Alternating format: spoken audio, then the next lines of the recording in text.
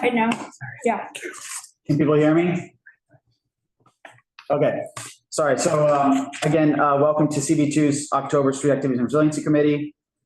We have a great agenda tonight, starting with a presentation from the Department of Sanitation.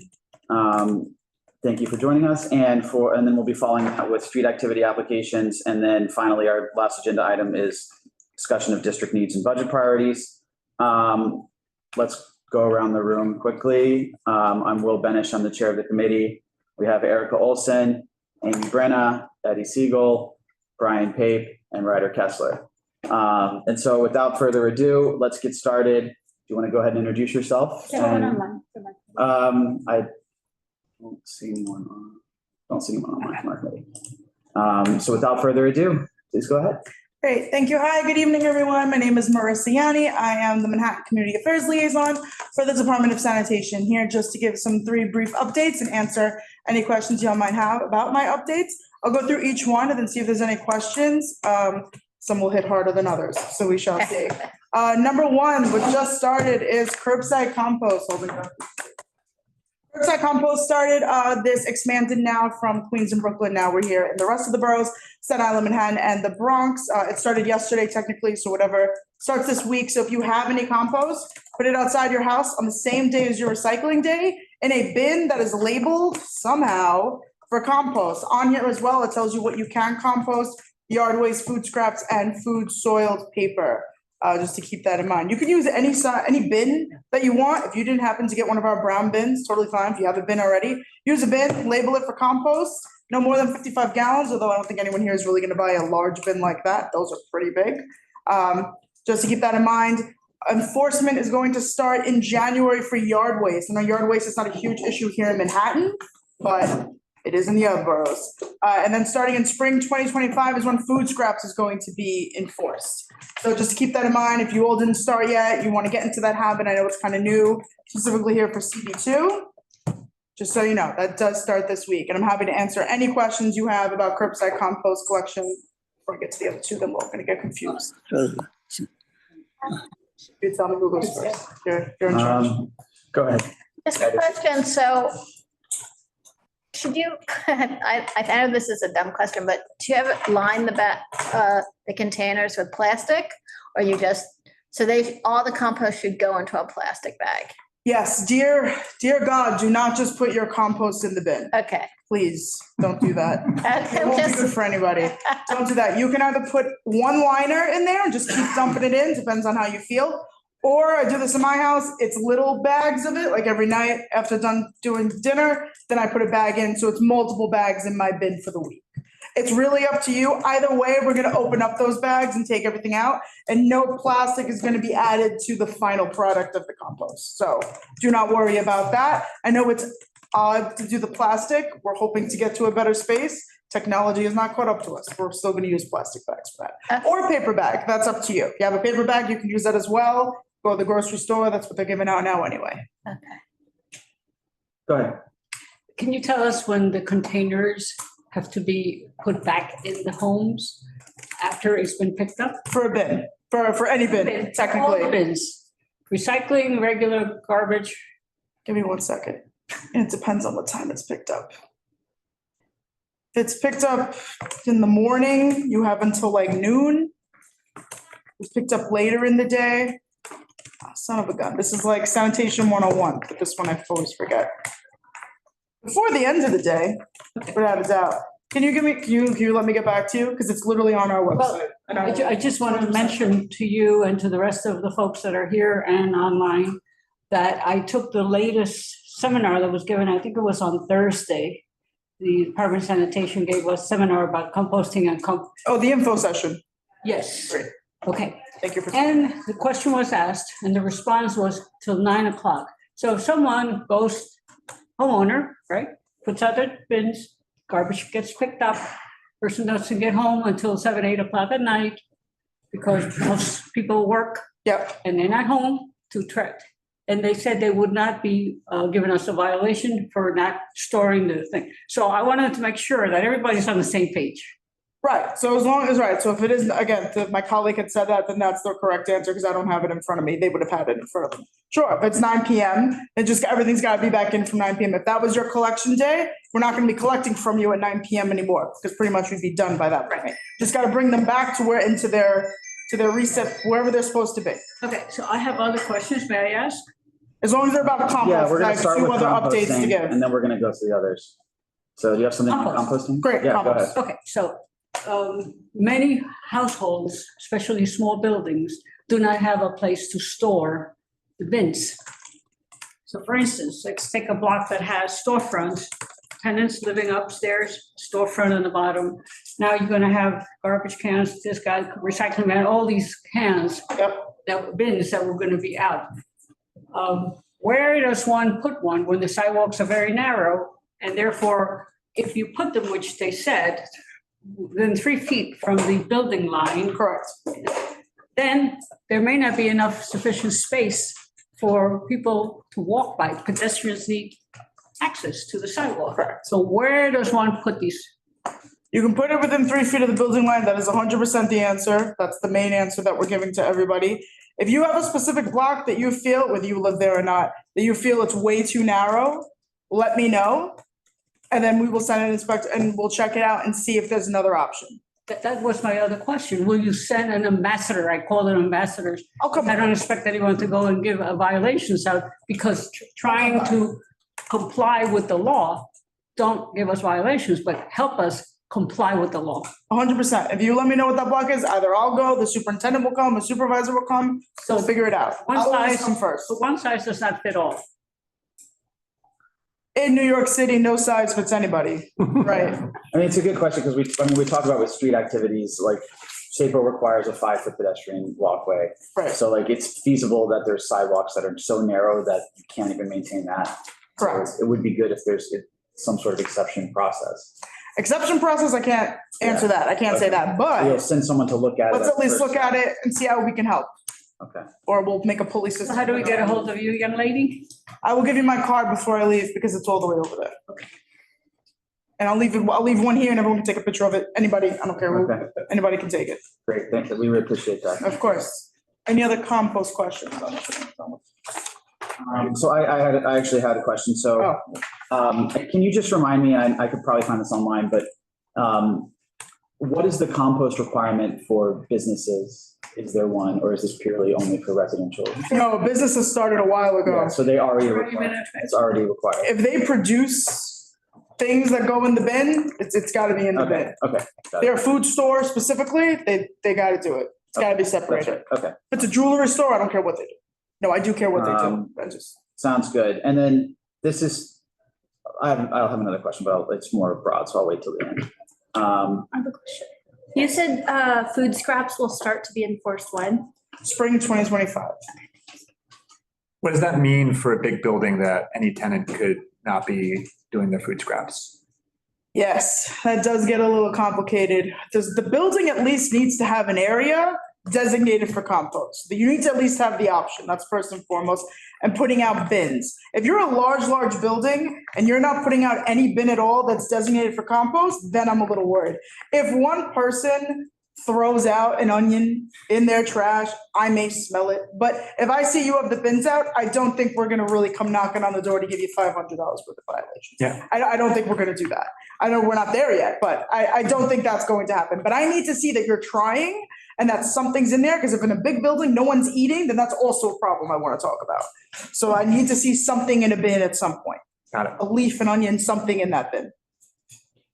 Got it. Zach, did you have a question?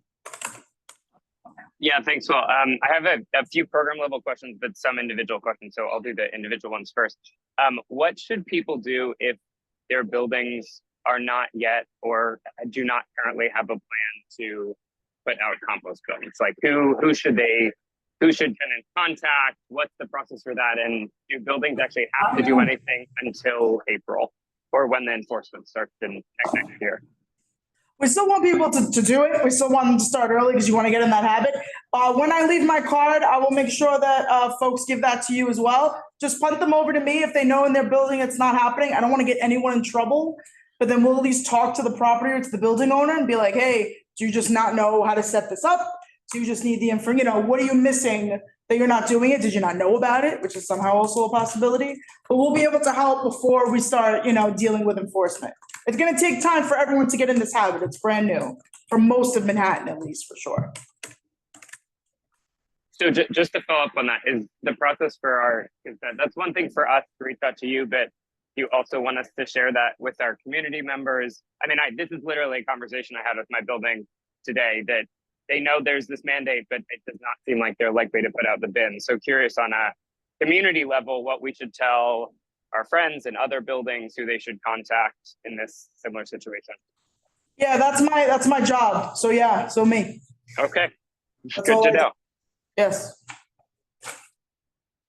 Valerie? Hey, hi, hey. Thanks, Will. And hi, Marissa. Nice to see you. It's been a while. Always appreciate you in person and online. Really quick question as it relates to containerization. What is the agency's position on the proposed charter ballot question? It's question 2 about cleaning public property. It's about a change in the city charter. It just sounds like it's formalizing something, but can you speak to that, or what? I can put it in the chat. No, I appreciate you. I know exactly what you're talking about. No, I'm not allowed to speak about that at all. Sorry. Okay, so, and just as a reminder, we're starting for now just with questions on composting. So any other board members have questions? If not, I'm going to go to the public. Oh, we have 2 more. Italian place will never get in.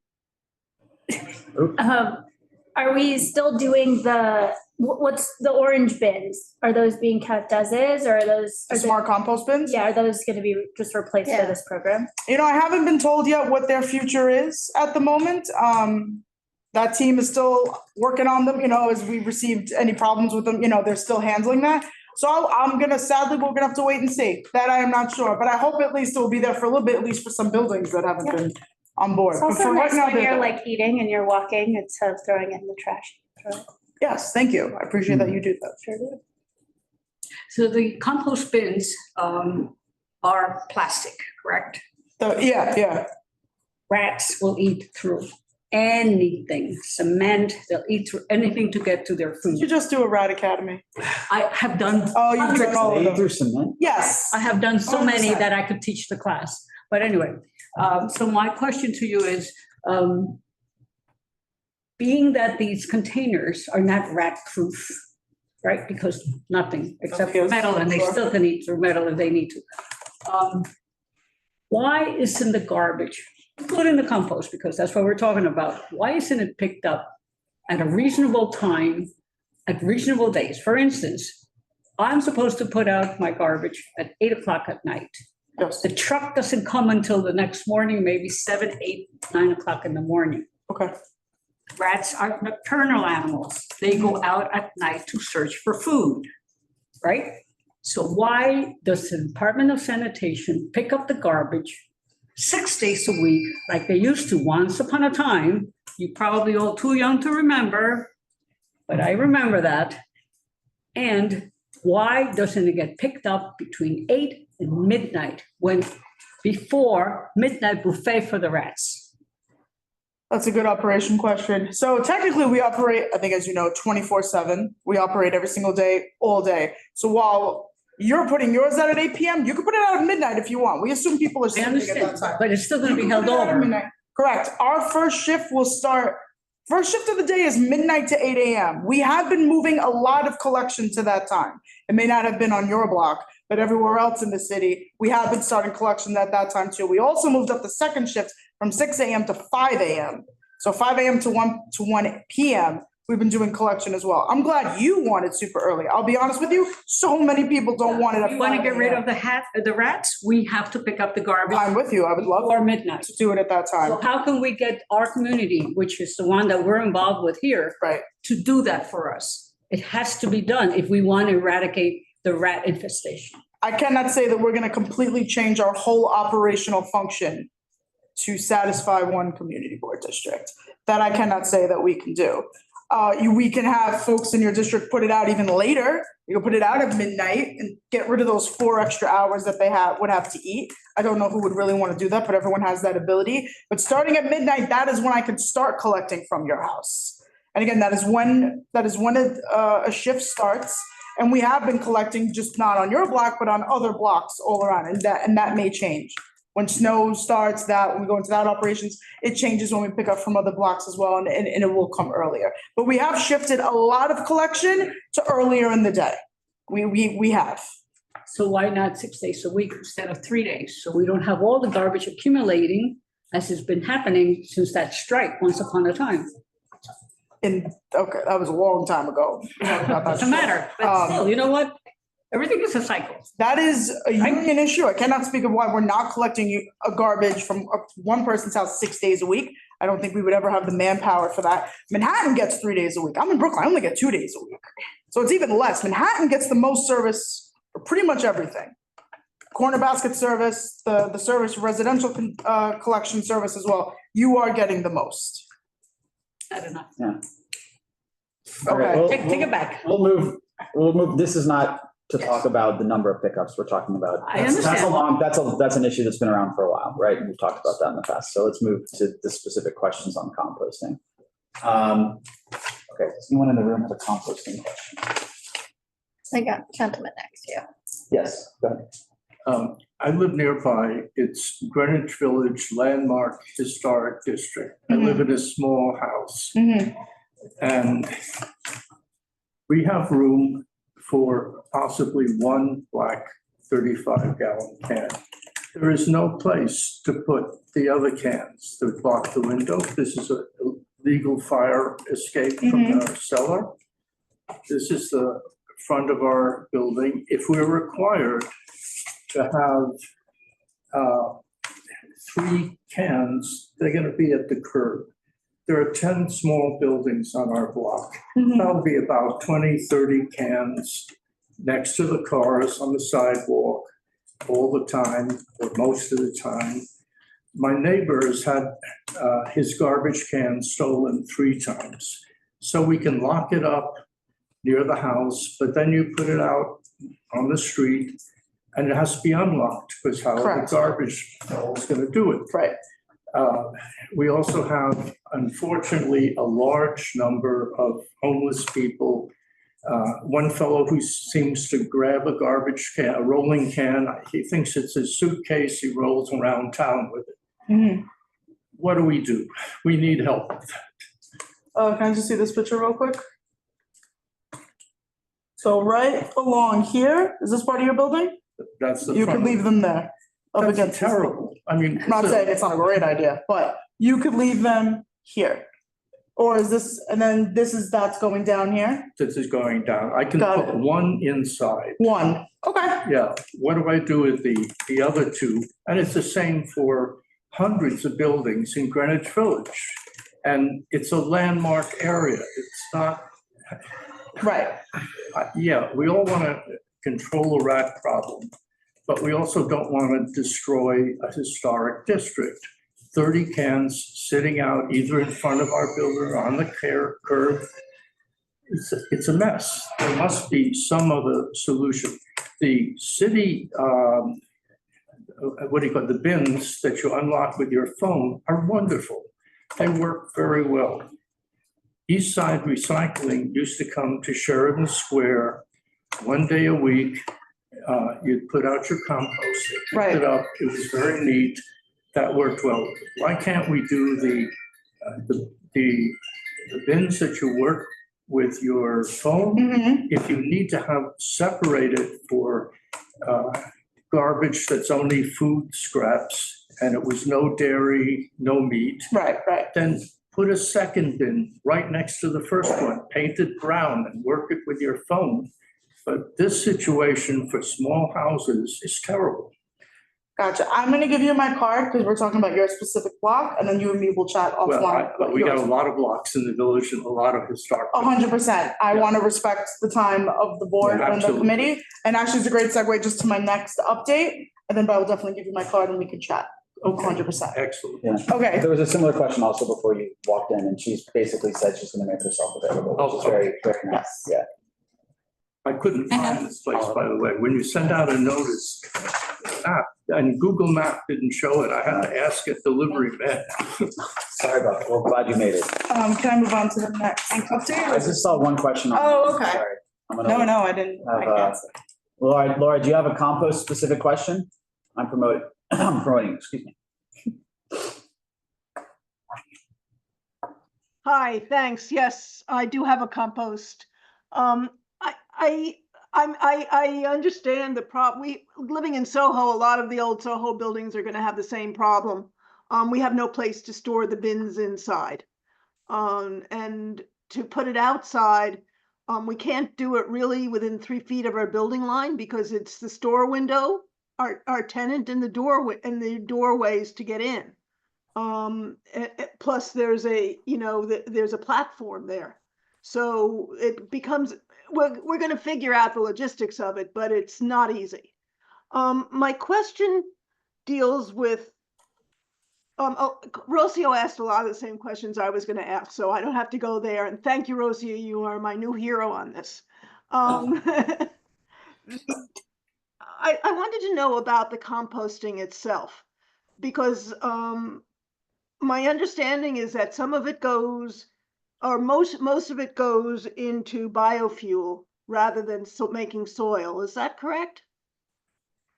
Portion of it is gonna go to the Newtown Creek Waste Treatment Center in Queens, and the other part of it is gonna go to Fresh Kills in Staten Island to be made into soil, actual compost, which we give back to schools, parks, and at givebacks, which I recently just did in Brooklyn, so that everyone like you all could get one. Well, that sounds great. I'm going to be very happy not having to schlep it to Union Square every week. Yeah. Although I must admit, I do it 3 times a week. I mean, I do a lot of stuff with vegetables, and there's a lot of compost that can go in there. Now, this composting, could you repeat what, bones cannot go in this one, although they say it can go in the ones that are into the smart ones, right? Anything, I don't care what it is, it goes in here. Yes, bones go in here. Okay. Anything you eat comes out of the ground, put it in there. Okay, so, and that would even go into this, so you have very sophisticated machines. We are sophisticated people. I know, the best. So that was my question, really. It is though, one last one. With the buildings that have tenants, ground floor tenants that are not food related, but they do have food, they'll order in pizza for the staff, things like that. Are they supposed to also, or does that just go into the regular refuse from their store? Well, that goes into the commercial and not Sanitation Department carding. Correct, yeah, but like if it's just a clothing store and they ordered their lunch, they don't have to compost. Okay, those were my questions. Yeah. Thank you. Thanks, Laura. That was actually, I had that exact question myself. So it's good to hear that some of it's going into soil. Yes. Because I love that aspect of it. And I too have been taking my compost to Union Square, and I'm excited to actually be able to compost animal waste, which is great. Yeah, it is. Great. Zach? Yeah, thanks, Will. And sorry that we jumped in with questions here, but Marissa, I just wanted to give a heartfelt thanks and kind of congratulations for the progress of the composting program. There's been really amazing strides, and I think we saw that in the mayoral report on composting that showed that just in the first half of the year, there were 130,000 tons of compost diverted. So that's a really impressive accomplishment. So again, thank you kind of for leading that. This is going to a question. One of the things that I'm curious about, because they estimate that 40% of the waste is still compost, we're hovering around like 3%, I think is what was composted in the first year. Would love to get a sense a little more of the education campaigns that DSNY is planning to get people excited for, aware of compost, whether it's rat mitigation or environmental efficiencies. Just curious if there are plans for that and what the community board writ large could do to help the community try and divert more of their trash into the compost stream. I think one piece of the education is what I'm doing right now. That's a huge part that my office is doing. We have another team that did door-to-door house knocking, what's the word? Knocking, door knocking, thank you. That did that. I did that myself in Brooklyn and Queens. We used another vendor for these three boroughs. So there is some education happening, and I think by next spring, when we talk a little more about enforcement, I think we'll be coming around again and again. And every time my team is out there, and pretty much every single day we're out in the community, we bring compost information specifically to Manhattan, the Bronx, and Staten Island. And just today, I have folks in Manhattan. We're going to be in Staten Island next week. So pretty much every day, we're in a different part of the city talking about compost and every single initiative through the Department of Sanitation. All right, that's awesome. And just one more micro question. I'm not sure if you have this information offhand, but the mayor's report only listed the number of bin unlocks for the orange bins. Do you have, or could you get a number on how much compost was collected through those? I mean, I see them being used often because I use them. I see they're often full, at least in this district, but it would be helpful to understand how those have performed in certain neighborhoods just to get a gauge of how many people might be composting now. Like tonnage? Yeah, like tonnage. I'll have to get back to you on that. Okay, awesome. That's it for me. Thanks all. Thanks. And yeah, again, thanks for coming. And it sounds like maybe it'll be possible to hear more from you all when enforcement starts also. I mean, technically, I'm at your disposal whenever you want me to come. I have one more question, please. Sure. Composting has happened in Queens and in Brooklyn, you said, right? Yeah, it's been happening, yeah. So how successful has it been? Because I remember a few years ago, maybe 6-7 years ago, when we received the compost bins and we put it all in front of all the buildings. And unfortunately, sanitation decided not to pick them up because nobody was doing it. So how successful has it been in Brooklyn and Queens? And if a tenant, for instance, puts food waste, should have gone in compost and regular garbage, what does the superintendent or the property owner supposed to go through the garbage and get out all the chicken bones and all that stuff? No, I don't. Find dirty diapers and poop and all that? Well, that please don't compost. It happens. But no, I don't think that is happening. Again, enforcement has not started in either of those boroughs. No, but will as it? well. That way? Yes, of course. I don't think a It's superintendent. fine, the property owner, right? Property owner would always get fined. Yeah, that's for everything. I don't think they're gonna be going through the garbage. I think that's a lot to ask for a superintendent or for someone to do. That's a lot. But anecdotally, I don't have the numbers. It's very successful in Brooklyn and Queens. I see all the bins out there every day. I live in Brooklyn. I see it every time I go out to meetings. Everyone says how much they love this. Having it right outside their front door is great. Way less places to bring their compost than here in Manhattan. So it was really great in the outer boroughs to have those opportunities. There was no Union Square really doing that. We really just have Borough Hall. That's it. Grand Army Plaza. So there really wasn't a ton of opportunities, especially in South Brooklyn, for this. So it's great that they can now just walk outside their house and put out their compost. So it's plenty of education. Yes, because we went door to door for that. Yeah. Excellent. Thank you. That should happen here too. We did go door to door for Manhattan. Yeah, Continue. we did. Well, yeah, I'll keep coming door to door if you want. Thank you. All right, should we go on to the next? Yes, and I lied to you. I didn't think there'd be this many questions. We're So a honest very with you. curious crowd here. I don't know why. I thought otherwise. Very curious crowd. So starting November 12th, you must containerize your trash. This only applies to buildings with 1 to 9 residential units, which I know is probably not majority of Manhattan, but you have a lot of them down here in CB2, so this does apply. I do not care what the bin looks like. I do not care about anything about it, as long as it's under 55 gallons. You do not need to buy the official NYC bin yet until June 1st, 2026. So if you have a bin already, just keep using it. Just make sure the lid is on it. If you do not have a bin and you want to buy it somewhere else, I do not care. Then buy it somewhere else and put a lid on it. You don't need to buy ours yet. I think ours is pretty cheaper compared to others. We come in 35-gallon and 45-gallon bins. Again, just don't go over 55 gallons. Questions? It can be less than 35. It can. Yeah, I actually saw one today walking by. I saw one that was super small. If you have no trash, then yeah, I guess that works for We you. have very little. Oh, then yes, that sounds great. Hi, my name's Toby Bergman. I'm the owner of a small mixed-use building on 10th Street. Yeah. 10th Street. And I'm concerned about how this is going to affect me. I don't have a maintenance staff building, especially not after 8 o'clock at night. And it's 12 steps to the only place, either down or up to only place, the only doors in the building. It has no street level doors. So this means one or two very heavy bins are gonna have to either go up 12 steps, down 12 steps, Yep. and then back up. So that means that this rule is gonna require very small business owners, myself, to hire somebody at 8 o'clock at night for 15 weeks work. Who currently puts the garbage out for the I do. building? You do, and you just put the bags out? Where do you keep Put the it back bags? up. The bags weigh about 10 pounds each, you know, and not, you know, they're easy to handle. Okay. And also, so I do have, so before I go into the concerns I have, at one point, the collection was changed to, I guess, after 8 p.m. Putting it out was changed to after the 8 p.m. Right. Fine for me. I didn't think it was going to accomplish anything.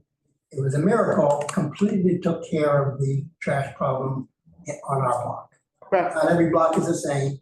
It took care of it completely for exactly about 6 weeks. Okay. People did it. The buildings realized that they couldn't do it until 8 p.m. They don't have the staff for that after 8 p.m. So their staff came in early in the morning and put it out early in the morning. Nobody saw any garbage. Then 6 weeks later, they realized it wasn't going to be enforced, and they started putting it out at 5 p.m. again. So I don't know why sanitation stopped enforcing. I am going to have a question in a moment about the enforcement. So anyway, you didn't enforce that. Garcia asked a question about, you know, how you're going to enforce the bins being left out during the day. I kind of had that question from the opposite standpoint. She was concerned very legitimately that people are going to put them out in the morning, at night. You're going to get emptied in the morning, but they're going off to work. They have no time to collect them, and they're still going to be out there 5 or 6 o'clock at night. On the other hand, my block has about between 8 and 10 in the morning, about 600 NYU students walk down a very narrow sidewalk. Meanwhile, families with kids are heading east to Grace Church School and west to PS 41 and PS 3. It's an extremely crowded pedestrian block, much of which has a sidewalk between 3 to 5 feet wide. Those bins are going to be out there. I just don't know how people are going to get by. The strollers, people walking fast to work, to school. It's just unfathomable to me this is going to work. The next block over is a block which is parked thick with cars, literally 6 inches between each car. These bins can't be lifted over cars the way currently they throw the bags over the cars. There's 19 different things like this that are just going to make this extremely difficult to absorb. The problem was, or is, big buildings that put out huge amounts of trash and it sits there all night long. That was solved until you stopped enforcing. Again, it's a one-size-fits-all situation. You're not dealing with management techniques, you're dealing with by buying 1 million bins for the city or 3 million bins for the city. Larger buildings, not every building could get picked up every day. But a building with 300 people living in it could get picked up every day. There's 4 of those buildings on my block. They would fill up 1 truck by themselves. You don't have to have the same schedule for a 3-family house as you have for a 300-family house. Similarly, you get picked up 3 days a week of regular trash. And then one of those days, all the different kinds of recycling as well. That means 3 trucks come by on that one day and 3 kinds of trash fill up the sidewalks. But those are 2 different 3 different trucks. They don't have to be scheduled. You could schedule the trash on Monday, Thursday, and Monday, picked up Monday, Wednesday, and Friday. And you can pick up the recycling on Tuesday and Thursday. It's different trucks. It doesn't add to the labor burden because it's different pickups anyway. But instead, we're lining up our sidewalks for 3 different trucks to come and pick up at exactly the same time. I don't understand why sanitation isn't taking a management approach to this instead of a, buy more plastic approach to it. And I think it really wasn't studied carefully. I know you did some sort of a project in the Bronx. Greenwich Village is not the Bronx. It's a very different situation with very narrow sidewalks. Sometimes the students come within 3 feet of the sidewalks.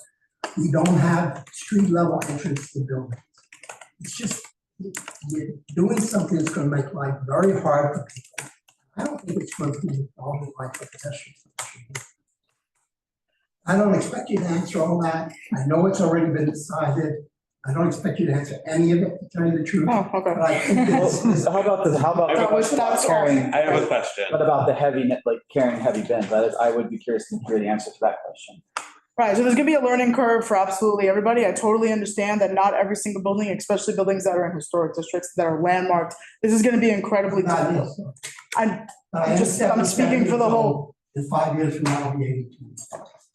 God bless. But I cannot speak for what everyone is gonna have to be doing. I totally get it. This is gonna be a burden on everybody. This is a lot that we all have to change doing. Sanitation workers have to change, we have to change our messaging, and you all have to change your habits. I totally understand that. I don't know what this is gonna look like November 12th. I think sadly, we're all gonna find that out together. We're all gonna see together what's gonna work, what's not gonna work. I promise you, we do enforce the timing of when you put things out. This isn't really a one fit all. This bin requirement is only for buildings with 1 to 9 units. Those large buildings with 10 or more, 300 units, they're still just putting their bags out there. Not until next spring where they're gonna have to put actual containers that take up either a parking spot or that are just large wheelie bins that are coming in and out of the building. So that is going to start in the spring. So I'll be back. My block, they put them out at 4 and 5 o'clock at night. Okay, that's Every wrong. night. And these are Do you wanna- buildings with 200-300 tenants. Do you want to give me when I give my card, you can let me know who they are and we'll go talk to them. I think you have to take a walk or drive, whichever you do around the village, and you'll see them. Because Sure. the garbage out there at 5 o'clock. Sure, we could do that. I'll do that myself. I'm not gonna snitch on you. Not snitching, but it's the only way for me to know. If I don't get an actual report, then I can't really follow up on it. To the point that Toby's raising about the narrowness of the sidewalks, Mhm. my understanding is that for the larger buildings, right now it's just in Harlem, the pilot for containerizing. Yes. Or maybe my No, you are understanding. correct. It's just like 3 blocks, but yes. Right, so really small scale now, but the containers are going in the road bed, right? Those are at the moment, And yes. I guess my question is, how can we advocate for a system where these containers also go in the road bed as opposed to on the sidewalk, that we allocate maybe a spot or 2 spots on every block that are not for cars, but are for wheelie bins for smaller buildings? Is that something that we could potentially advocate? That's something the board could totally write a letter for. That sounds great. To my commissioner and to the mayor, 100% you could do that. At the moment, that's not what I'm being told is the goal, I guess, but I think it probably will be at the end, but I think that's super long-term, not gonna be short-term. For now, we're gonna start with this, but I think that's a novel idea and I think that makes logical sense. I think that is what we're leaning towards, if that's what larger buildings are going to have to You were do. gonna ask a question about the speed, about dragging these things up and down. Yes, well, I was just gonna ask, is there a solution for if it's too heavy for someone to carry it? No, at the moment, no, I have no solution to that. Truthfully, I'm sorry, I just don't. So I know that Department of Sanitation gave out a contract for someone to come up with the bright ideas of how to get rid of the rats. And they paid millions of dollars for this report. I heard, I don't know if it's true. Okay. But anyway, did they ever decide to speak to the stakeholders, the building owners, such as all of us, some of us that happen to own little houses or whatever it is that we own? Do they speak to the public to realize, and why didn't they start with the big buildings that produce a lot of garbage? Why is this being introduced to 9 units and less? Why them instead of the big buildings that have a lot of garbage? Isn't it kind of backwards? It is coming to the big buildings. We're just starting with the But small, why we're the starting with the little small ones? buildings. I cannot speak to how, what, where, when, why that report said what it said, or what that firm did when they did their research and then produced that report. I cannot speak to that at all. The other issue that we have to consider, Mhm. when recycling started many years ago, Yeah. they gave property owners, each building got its own bin for recycling. It was free of charge. We didn't have to pay for it. Yeah. Now, you're forcing us, property owners, to buy a $50 bin Yeah. that is going to be stolen immediately because I'll pay for it. But that doesn't mean my neighbor 3 blocks down is going to buy one and is going to steal my bin. And the answer that was given during the webinar that was given last week on Thursday was you reported to 311, no, you reported to 911, you go to the precinct and file a report. Do we really think that the police have nothing better to do with their time than take a report about a stolen bin? I think they have better things to do with their time, to take care of crime and all these things. So how are we going to be, if someone steals our bin, we have to buy another one. How many do we have to buy in order to, and how many do we need? So it's kind of not fair, and especially someone that may not have the resources, financial resources to keep buying bins that get stolen, it's not fair. And that we have to buy it from All right. the Department I of don't- Sanitation. These are mostly rhetorical questions. Yes, but I I want think we her should to move think on about to- and bring this I back know. to the higher I ups. think she knows. So I think. But we if should we move don't on to express what we specific- I feel, know. No, we don't you have- we express, have been then expressing. they don't We have know. been expressing. They don't I know. think we should We've continue to raised all ask those questions already in my office. specific questions, yes. Well, I'm wondering if we are going to write a letter saying, proposing the parking spots, maybe we call out some of these questions. How do you deal with the, We absolutely should. yeah, so why don't we hold that for now and work that into whatever letter we write, right? Pointing out these issues and some of the solutions. The problem with that is that if they put it in front of my house, I'm not going to be happy. In front of somebody else's house, I'll be happy, but they won't. It's a problem. Right.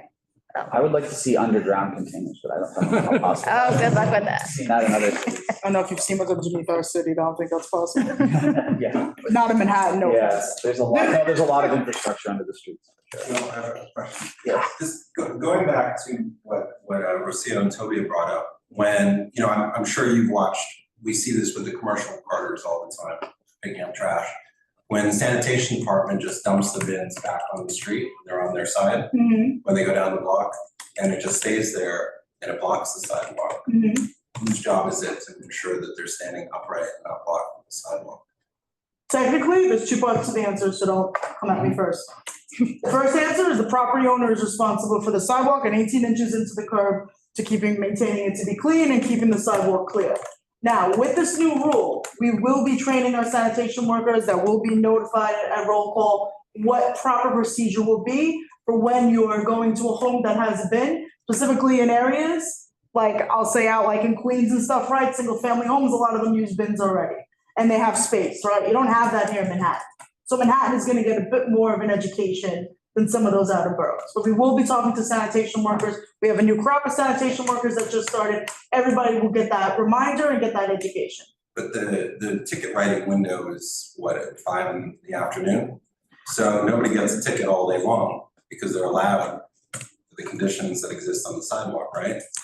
But those are the residential routing hours. I can't No, I'm change saying, but I'm those. saying writing the tickets is only done in that small window during each day. Right, the 2 hours. during And the day. so all day long, and I just point this out because I see this all the time with the commercial trash from small businesses. Commercial is until they different, come- though. no, but until they come in. But now we're introducing on many blocks, 40 more garbage cans Right. on recycling day if they choose to use the recycling bins, Which they don't have to, not mandated. So you end up, after a truck goes through or some kids kick stuff over, a lot of situations. And for us, if you look at the pedestrian mobility plan, which talks about the street usage in our community, it's super high. And we have very narrow sidewalks as well. So it seems like the education component, or what do you do when all these problems come up, it just seems like there's not a plan, we're just gonna do it and see what happens. And then, and these are all, also many of the 1 to 9 buildings here are self-managed.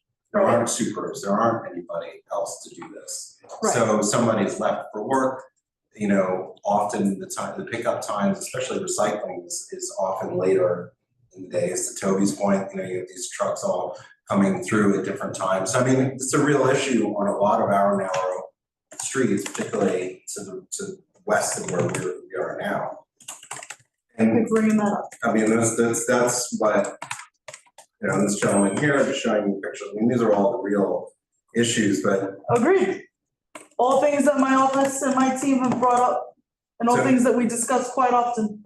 Right, so the responsibility is on your staff, right? It's on both, it's on us, and then on sanitation workers for when we put the bins back. Right. And then of course, property owners for when they need to bring them in. Okay, but most of that time is in between all that. Correct, right, but if a sanitation worker gets that education and training, gets that reminder at roll call every day, and remembers to put it back up against the property line, lid on, then half the battle is there, I think. And it's just about the property owner bringing it in when they can. So did you have any more, I want to see if you had any more just presentation items. It's just one of the things for business a owners. last round of questions for people who, yeah. Great, it's just for business owners, the fines for commercial businesses, I don't know if anyone here is a business owner, your fines are gonna increase. Super, if you are a repeat offender. Right now, your first offense is gonna be $50.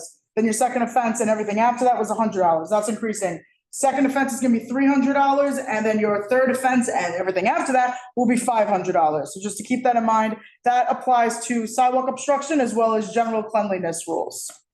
So if you just don't have your private Carter sticker, let's say, I'm not gonna do that to you, you're just gonna get the regular fine for that. But if you don't clean your sidewalk one day, you don't keep not cleaning it, you're gonna pay about over $500 in fines. Do they have the same bin requirements? Do they have the same bin requirements? They have to put their trash in a bin that started back in March for businesses. All businesses? I thought it was just. Every single business, I don't care what they do. Food waste. Nope, every single business that started in March. Okay. You choose. Yeah. Laura's been waiting for a long time. I'm gonna allow her to ask a question. Laura, do you? Hi, thank you, Marissa. You've been so clear. I really appreciate it. I guess I have I guess this is more specific questions. I think my building's manager, if you want to call them that, because who knows where they are, but they tell us that they ordered the bins in August. I know that's when I told them to. We don't have them yet. Yeah. How do we find out where they are? And You can call Otto, you can call the actual bin, They don't answer the phone. I get that, but you can call Otto.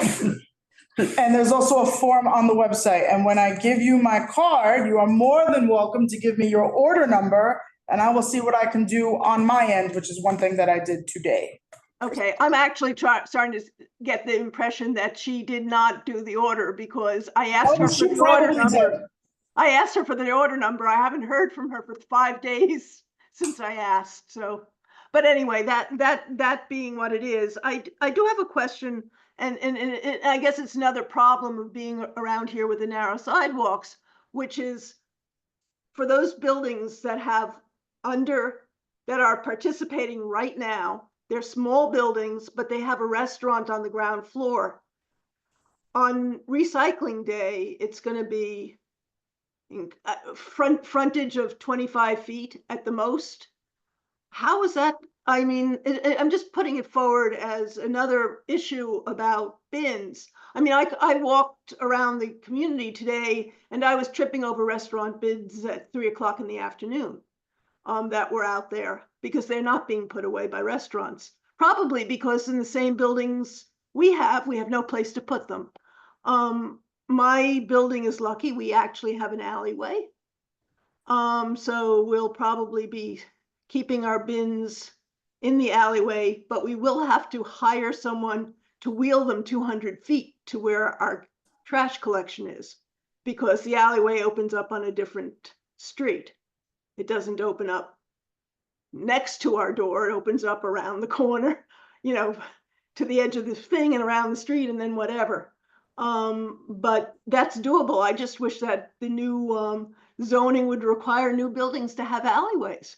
So for, we can't put it underground, but we can put it in alleyways. But that's my druthers. So that's it. Yeah. So I it sounds don't like, know.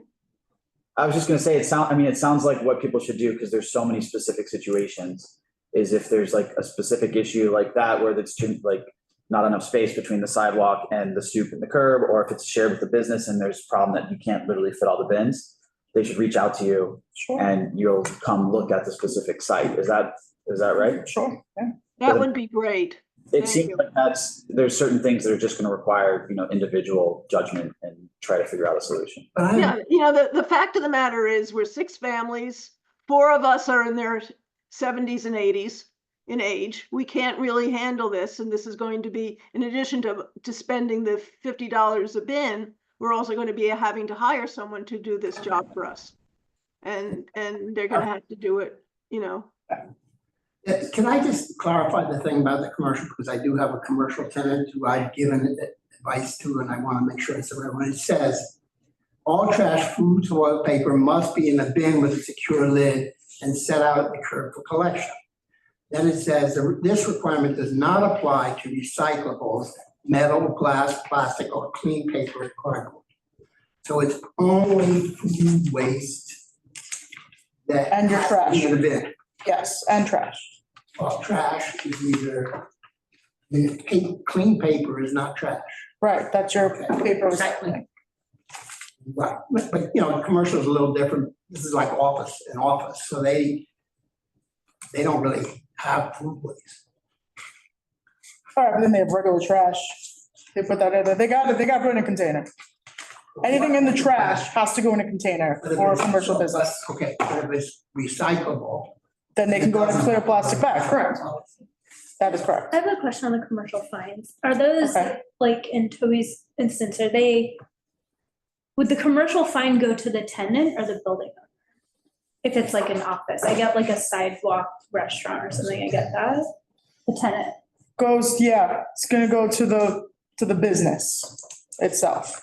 When we look, and like the business has to be open for us to give it. So it's gonna go to the business, not to the actual property owner.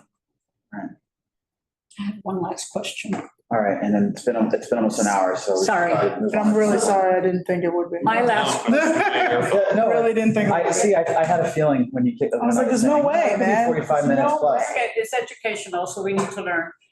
My question is regarding the new containers that will be mechanically picked up. As somebody was saying, cars are parked maybe 6 inches apart from each other. On Thursday's webinar, they said, well, we'll just pick them up and bring them to the next where the fire hydrant is, and then we'll empty them there. My question is, will they bring them back where they have to bring them back? Good question. Yeah, we're gonna do our very best to put them back where they're supposed to go.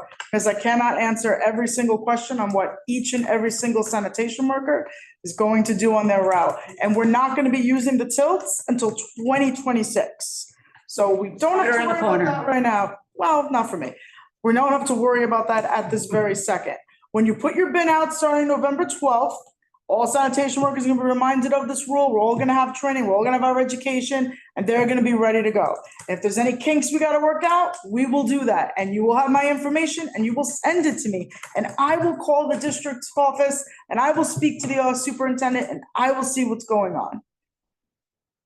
Thank you for your answers, and thank you for teaching all of us about what we need to do And how will we be punished if we don't do it right? Oh. Thank you. I can't wait for the punishment. They'll whip us. We all get whipped. Okay, yeah, go ahead. Who is gonna deal with conflict resolution?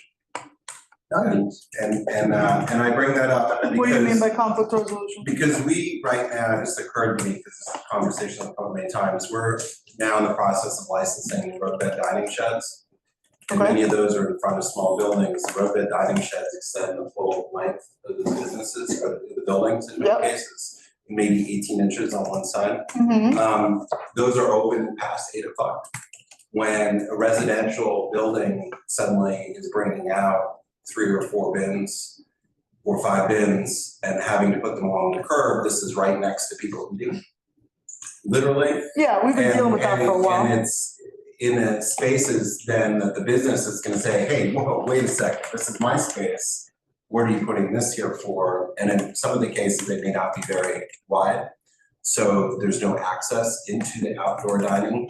And I bring up the conflict resolution because that's going to be 2 competing scenarios where somebody says, I have permission to use this.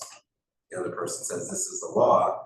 And then what's gonna happen is at night, they're just gonna move the bins down next door in front of the adjoining building, et cetera. Then putting the bins back is gonna be an issue. So this is a real world for us here in this community. How's that gonna be resolved, those differences? I guess that's another rhetoric right now, because I can't speak to how that's gonna work. We already have. It's not people that- rhetorical, it's real. I'm just saying, we already have people putting out trash next to dining structures, right? The roadside dining. Well, no, structures. most of it's illegally placed. Most of it's put in the street illegally, most of it's. By put in the, ends. by the commercial. Both, business. both, everybody. It's not placed properly. Right, because you can't put it at the foot of Right, the and chair, sometimes yes. it goes in front of the building next door, but this is, Correct. I don't know if this is the public realms are, situation, but these are the conflicts that do happen here and Okay, are very real. Like this is okay. next April, Mm-hmm. when your program starts in November, it's gonna happen, and that's gonna be a conflict. Okay, And I'm not sure there's a right answer because I think that all parties, in fact, can be in the right. But, that's sort of a problem. But, it's also a health issue, one might think too. thanks for bringing it up. I'll bring it back to the office. Yeah. All right, last question, and then we gotta move on. We had this very pretty free blue bin for recycling, which lasted 1 week.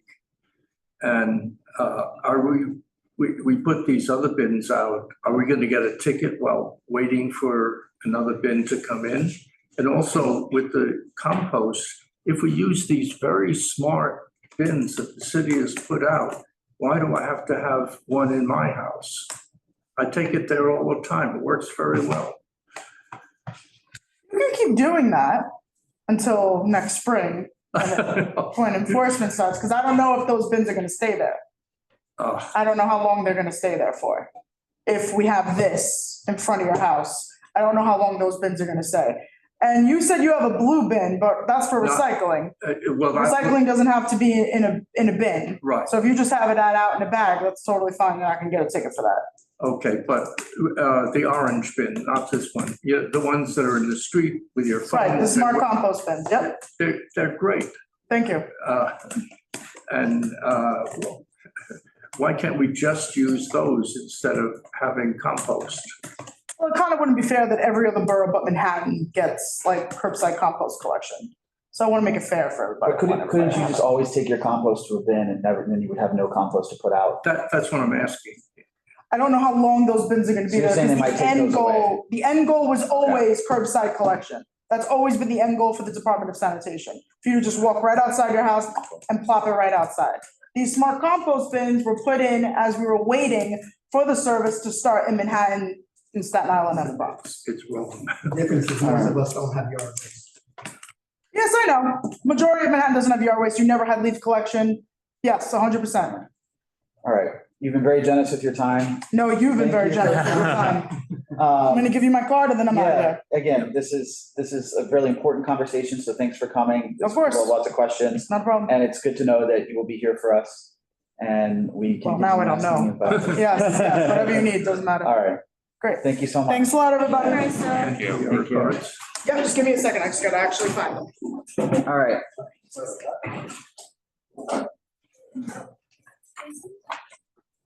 Okay, so we're gonna move on to the street activity portion of the meeting. I want to start with the people who have been sitting here in the room waiting in person. So we're actually going to start with agenda item number Just putting them 2, all here that you could take them, okay? which You is can take photos McDougal of them. Street Mamba. Yeah, so if you want to take a seat at one of the chairs at the table, because otherwise people won't be able to hear you. Okay. Does Mark have one or did we keep one for the, you have it right? Let's keep one. Okay. Hot seat. Yes, please go You ahead. have the card? So you can take that one too. All right. Anybody else want to? Can I take a picture? And then proceed?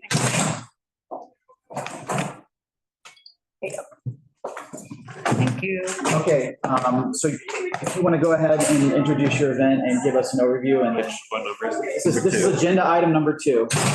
Do we have a? McDougal Street McDougal Mamba? Street Mamba. Yeah, And I think, did you submit a site plan? we did. I sent. All right, I will, if you want to get started, I will pull that up for you. I could forward it right to you if you No, can. I can get it. I have it. I see it. My name is Max. I'm the Director of Operations for Riscioli NYC, for a small independent Italian restaurant on McDougal and King Street. And we are organizing and sponsoring a block party, essentially turned single block street festival by Safo, with all of the adjoining restaurants right on our block there from Prince Street to Houston. It'll be on Sunday from noon to 7 o'clock. We have 15 vendors. Almost all restaurants that you can see from the corner where that pink square is. If I zoom in. Oh, that was okay. And we're gonna have a little live jazz music from 12 to 2. Close friends of ours in Italy are visiting that weekend, and they are Florentine flag wavers. It's a Florentine flag waving troupe. So they're gonna come and play a little trumpet and do a performance in the afternoon. And we're gonna have some vinyl jazz music and soul music playing after from 3 on. And it's gonna be just a get together for all of our close neighbors, residential and commercial. Resi and American Express are participating, as is LaCroix, the water company. Almost all but one restaurant that's on the block was available to participate. And yeah, I'll open it up for any questions. So sorry, it's a single block festival. And can you remind us of what the hours are going to be? 12 to 7. 12 to 7? Yep. And Includes setup. I'm sorry? That includes setup. No, we'll start setting up in the morning, probably pretty early, just so we're not in a terrible rush. Early. What time? 9, maybe 9. And we're hoping to be off the block around 8:30 or so. The rental company's gonna come pretty quickly after we close and take everything.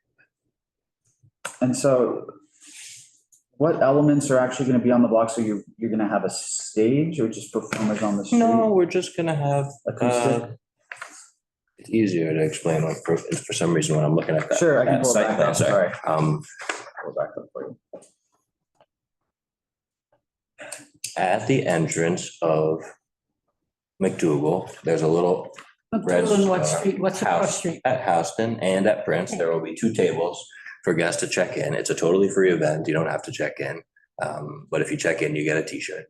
And then right in the center at King, where that pink square is, that's just where music will happen. There will be just a little DJ booth for the record selectors to put their vinyl on later. And that's also where the jazz musicians will play. on the earlier side. And then where all those numbered blue circles are is where the vendors, really, they're pretty much all restaurants, will have booths. So it's like a 6-foot table in the back, an 8-foot table in the front, a 10 by 10 tent. And we have some quiet, low capacity gasoline generators that we're gonna use. We like actually have the word quiet in the name, which I thought was nice, just so that the vendors can process their payments as they sell and we can provide Wi-Fi to them. Yeah, they've extended the city bike dock on our block in the past week or so, which was a surprise. So we've lost a quarter of McDougal. But that doesn't really change much. We're gonna have a few Porta Johns as well, just for good measure. Where are those gonna go? Those are, so the city bike dock actually breaks in the middle, right in the middle. There are just some hookups and you can walk right over it. And we're gonna put them on the sidewalk there. So people that are walking in the block, they can just enter the sidewalk and use the Porta Johns. So you said basically every business on the block except for one is participating? Yep. Do you know why that one did not? They just had too many events. Yeah. They just couldn't Which make one it. is it? Shuka. Yeah, they want to do it next year. We were bummed. We're good friends of ours. And what's happening at each of the booths? Everyone's just selling a food item. Okay. Are there any alcohol sales? Yes. There are 3 alcohol vendors. Ourselves, Parcel, which is a wine bar that just opened right on the other side of McDougal, and Dante, which is also from 1 block up. And everyone else is just doing food. So is there going to be a cordoned off area for the alcohol sales? No, the entire block is part of the application for the SLA permits, and we're still in the process of getting those permit approvals. There's a small chance that they won't approve them, and then there won't be any alcohol. Yeah, usually when we see people doing alcohol on block parties like this, it's like there's a specific like cordoned off area. So people aren't just carrying drinks up and down the entire block. Sure. Well, we have So I a don't know if few. that was something you looked at. It's not something that's SAFO flagged, and they've reviewed this pretty closely. Again, the SLA hasn't totally sunk their teeth into it, and we've been asking them. If we have to do that, we can certainly slightly alter this site map, so that only sort of one section is where the alcohol is going to be served. The alcohol vendors are all licensed alcohol operators. They all have a pre-existing liquor license. So their staffs have tip certifications, and those vendors, all the vendors are selling their own stuff. So we're not selling tickets in one other place and then bringing the tickets to redeem at a booth. Each vendor is processing their own payments. So the vendors that are selling alcohol will be responsible each for taking an ID. There's not like a place where you're getting a ban for a 21 that somebody could switch. It's every point of sale is going to be checked. We just thought that would be like the cleanest. We will have licensed security at the event. We'll have the police department is dispatching 2 officers for the entire duration and providing barricades for the one entrance because it's a one-way street. So they'll give us 2 barricades to block the steel barricades. Where the star is. Yep, exactly, right where the star is. The numbers don't relate to the numbers on the circles, don't relate to the names of the restaurants, do they? Yes. They do? Yep.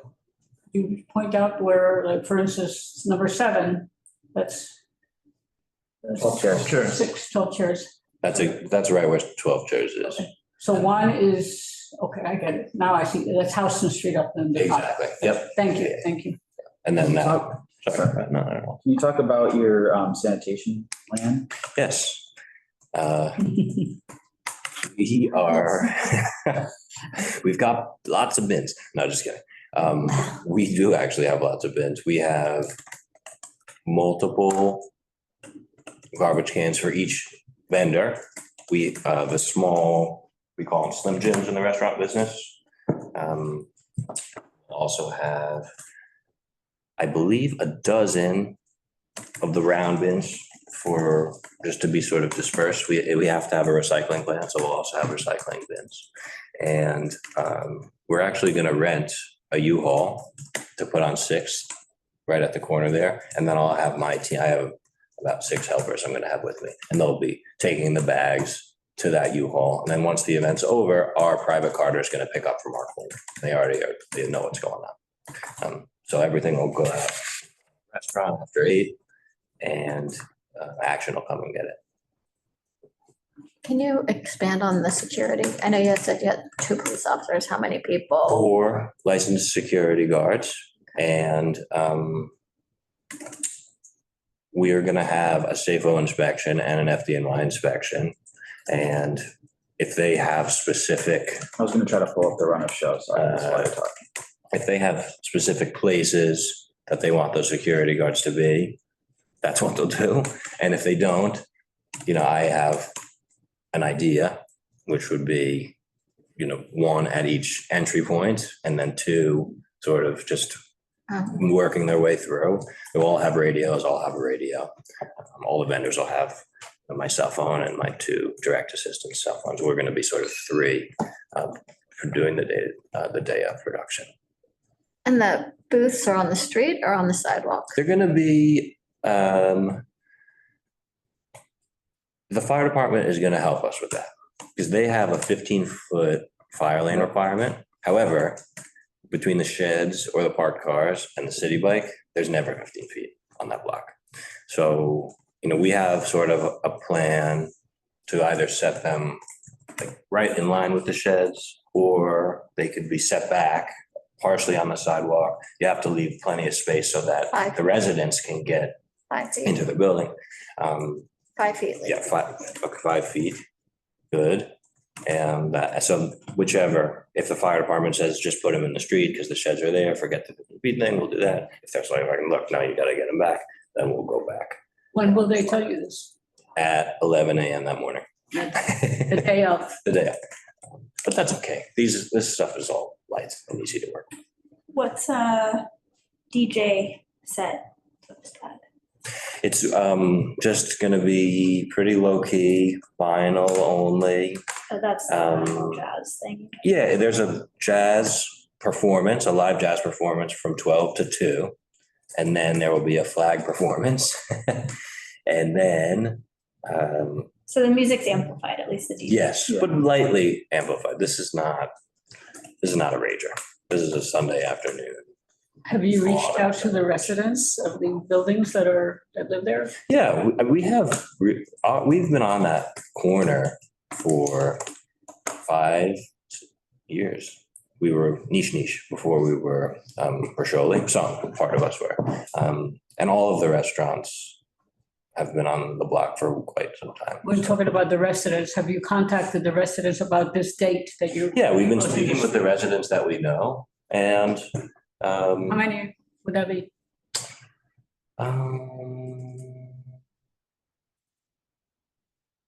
Me personally, probably 8 or 10, just from bumping into people, but Customers? no. I don't really work during service, actually. I'm more computer guy during the afternoon. But we're just very friendly with the neighbors, and then, obviously. But the building owners, have you reached out to the building owners to let them know that the street's gonna be closed? No, we don't really have those contacts available for the business owners, but there's a restaurant in almost every building. So Right. I trust, and they're all participating. So I trust they're doing a little bit of communication on their side.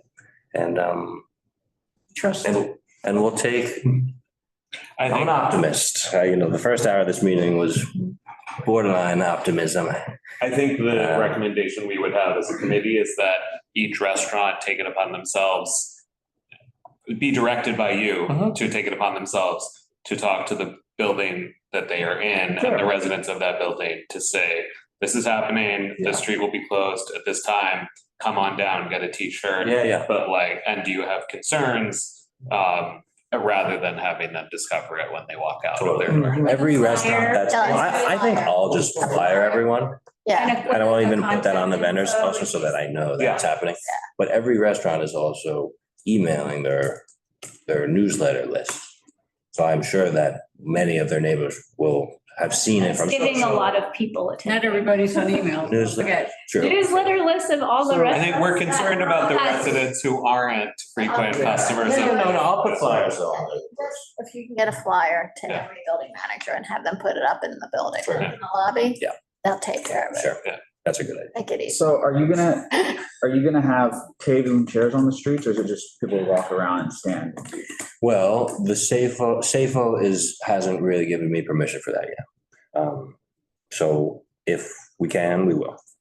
Okay. If not, we will. And then, in terms of King Street, are there gonna be NYPD and or barriers there as well? Well, it's one way the other way. No, I know, I meant for for people knowing when they've come into and out of the block party, like, is there like a tent or official entrance there? It's not a paid event. Yeah. So it's- anyone it's can just wide walk open. through. It's Yeah. wide open. If you want a shirt, RSVP. If you don't want a shirt, don't RSVP. At those check-in points where we're gonna have our maitre d' staff from the restaurant, they're gonna work on Sunday. And yeah, I don't think they're planning to put barricades up at King Yeah. or at Prince. Yeah, And there's not gonna be any vendors or really any operations on King. okay. Yeah, I think my biggest concerns would be what have been raised about the residents, making sure you contact them. And then I don't know if it's gonna work with the liquor license. I don't know the exact rules, but it seems like they're not gonna give you a license where you don't have a barricaded area and people are just gonna have drinks walking in the street. I'm not sure that's. There's a school there too. I'm not sure, It's a yeah. school. Yeah. Because again, They cannot have, It's Sunday. usually it needs to be like, it needs to be in sort of like a delineated area when you Sure. get that temporary permit. Because otherwise it's like people have a beer and then like, where are they allowed to take it, right? Or maybe that's why 100%. you need barricades on King and Prince, then you could argue the whole thing. Yeah, or our security I don't know. guards, could be at each exit and not allow people to take alcohol off of the single block. I've seen that performed at another event, now that you mention it, that exact thing, where you're like pushing out of a building into another space and they make you throw your drinks out. And you're like, why are you doing this? We're going to the other part. And it's like, no, you can't go outside with that. at least it's on a Sunday so that school children will not be in school. Yeah, I mean, it's not gonna be rowdy, really. I think the school, they do stuff right out in front of the restaurant, right in front of the school all the time. They take a barbecue out there, or they do music. So I think I would like there to be tons of kids there. It's not. Can you talk this isn't about, A big can you party. talk about the advertising? Because you say it's sponsored by Resi and Amex. Are they Yeah, advertising they're this? supporting it. No, honestly. They had, so initially, when we were kind of interested in them doing some of the PR, but no. They are doing one social media post. That's it. Each. Who? Resi and Amex. No, Amex. Just Resi. Oh, yeah. They don't have like a crazy Instagram following. So it's just the vendors, and we're just gonna sort of self-promote it. Which are in the form of newsletters to the, Okay, yeah, I found it on CS. Resi. Entry is free, but registration is encouraged. That's my Resi. Yeah, that's your Resi, yeah. It's like it's an event, because we're like the sponsor. So how many people are you anticipating? You must be, 'cause you have to Everyone's asking decide. me that. Well, I mean, people have to make enough food, they have to, I mean. I'm somebody's asking the gotta- vendors to bring like 500 portions of stuff, Okay, between all that's like a pretty baseline number for these types of events with these size portions. okay. This is the first one.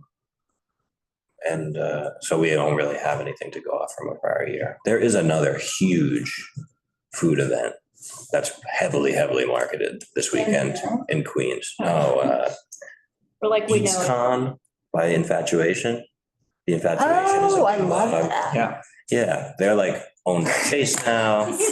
And they have a huge 2-day festival in Queens. So some of our audience is definitely gonna be at that on this day. But if you Which is think a little- 500 portions per vendor, but there's like 14 vendors or whatever, not everybody's gonna get 14 Yeah. portions. So it's like what, an average of 4 portions per person, which.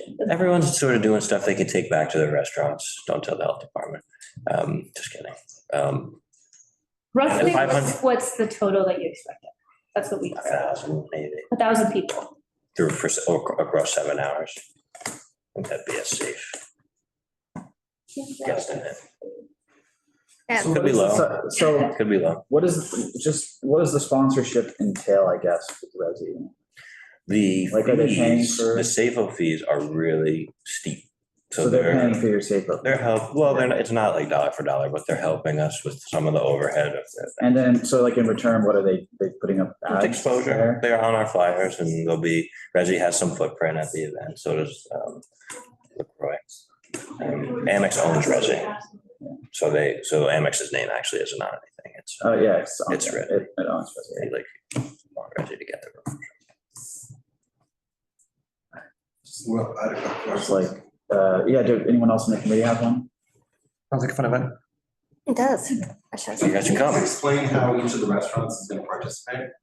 Each restaurant will have a 10 by 10 booth where they will sell food, Where will the 10 by 10 foot booths be? where those blue circles were on the site map. Yeah. And So on the curb, you mean? fire department's coming at 11, 10 or 11. 10 or 11 to see whether they're gonna be on the roadbed It's or. not a 15-foot emergency lane on the street. 'Cause it's That's what not he said. 15 feet now. Because since the Yes. city bike was installed, we don't have it. Well, since the roadbed sheds were installed, the city bikes were there before the roadbed. Well, the cars plus, even without the sheds, a car, from the edge of a car to where the city bike lane is, there's not 50 feet. But it just, But we have it on the north side, we do have 50 feet of King. yeah, no, I was just curious where all, so the restaurants are not gonna be attached to their storefront location. They are. But there's extra restaurants. So there's more than, there are like King Restaurant, which is at 6th Avenue, they're gonna participate. Charlie Bird, which is on 6th. No, but I guess, but how are they gonna participate by putting a tent up? If it's. Well, they're gonna do like a little pop-up of their own restaurant in a tent in front of their restaurant. Because it's a Right, walkway. most of them have outdoor dining in front of them. Actually, a lot of them went down, Carter. 12 Trash took theirs down, Hamburger doesn't have it. No, 12 Trash just took their shed away. Both of them? Yeah, They used to have two. Rocco's is gone. The only two left are Emmett and Shuka. Shuka's not participating. Most of the sheds are, and we don't have ours anymore. And Hamburger doesn't have it. It's just those two in the black. The black are sheds. And then some of these look like they're being put up right in front of people's ground floor apartments. Yeah, there's gonna be a minimum of Reach out to 5 them at feet. all? There's gonna be a minimum of 5 feet between their building and any of our And stuff.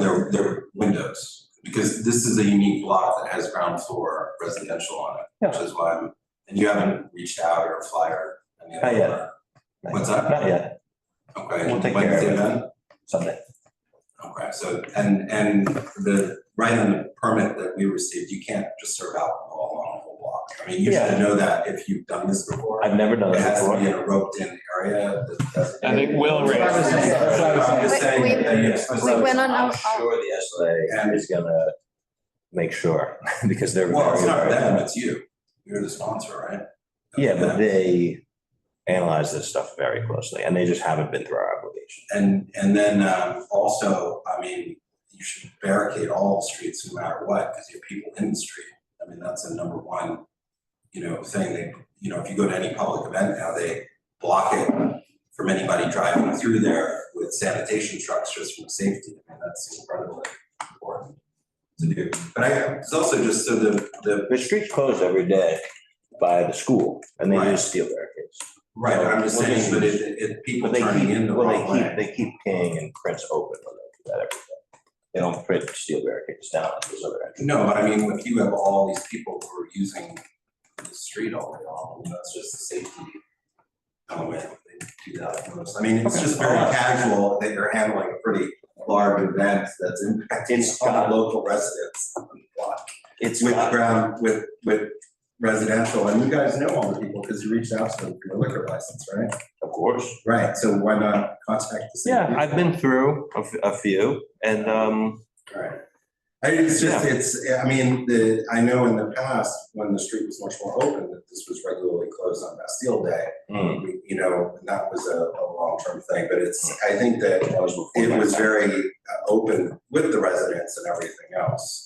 So it's just interesting because this block has had the highest number of complaints, if not one of them, was outdoor dining, because most of the restaurant break the rules, right? You walk every day. tables and Which rules? tables and chairs and blocking the amenities. Oh, nice. All right. Yeah, I mean, I do. But then there's a lot of impact here and This does feel like it's coming together very last minute for such a large event. well, Right, like but on usually- top of it, it's the ground floor residential Yeah, of not contacting anybody. That's highly unusual. like usually by a week before, you would have like incredibly detailed site plan with like exactly where the roped off liquor would be, like where everything is. Yeah, So we've been it's at it with coming them. together, We've been yeah, at it with at them the- for about a the month last and they minute. just, Yeah. their portal wouldn't even let us apply for weeks. It was just generating this system error and we would call and our lawyers would call. So there's been some trouble dealing with the SLA. And it's definitely possible that we won't have alcohol for this. Yeah, no, And but that's- just and in that's okay general, too. even with or without alcohol, like it's usually by this time, it would be a little bit more like detailed plans drawn out. We Yeah. I'm in contact with SAFO and the fire department almost daily about this. So it's, I think the most important thing to us is you need to flyer all the buildings Yeah. except with contact info for Sure. comments or concerns. 100%. That's totally reasonable. Cool, thanks. All right, Great. thank you. Thank you, guys. Thanks for coming. Thanks for having me. All right, who else? is here? You were here. You're 14. So we're gonna go now to number 14. This is the kiosk soul care pop-up. Very simple. For those online, agenda item 14. My name is Patrick. Welcome. Thanks for coming. Thank you for having me. So we're doing a small pop-up on 251 Elizabeth Street between Prince and Houston. Setting up on the 28th, the actual pop-up's on the 30th. We're doing media from 9 to 11. And then resetting the space for an hour and then opening up to the public from 12 to 4. What's the nature of the pop-up? Brand are launching a new serum, so they're just doing an event to get attention around that. It's a new shade in the serum. Is this the spot that the tinned fish place is right now? Do you know? I don't think it is. No, I don't think so. It's a really small, it's only 450 square feet. It's really tiny space. They're setting up 2 days ahead of time. Yeah, because you have to Oh, they're at 247. rent it for a week, so just setting it up and then styling it the Tuesday and then opening it up. The setup is indoor setup. Yeah. setup is Oh, indoor. okay. Sorry, setup is indoors. So the only thing I'll have on Monday, the 28th is production parking.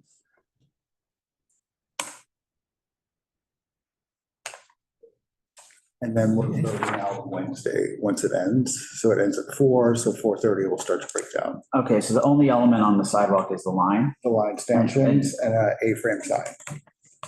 And which way will the line run? It's gonna go towards Houston, like from Houston towards 251.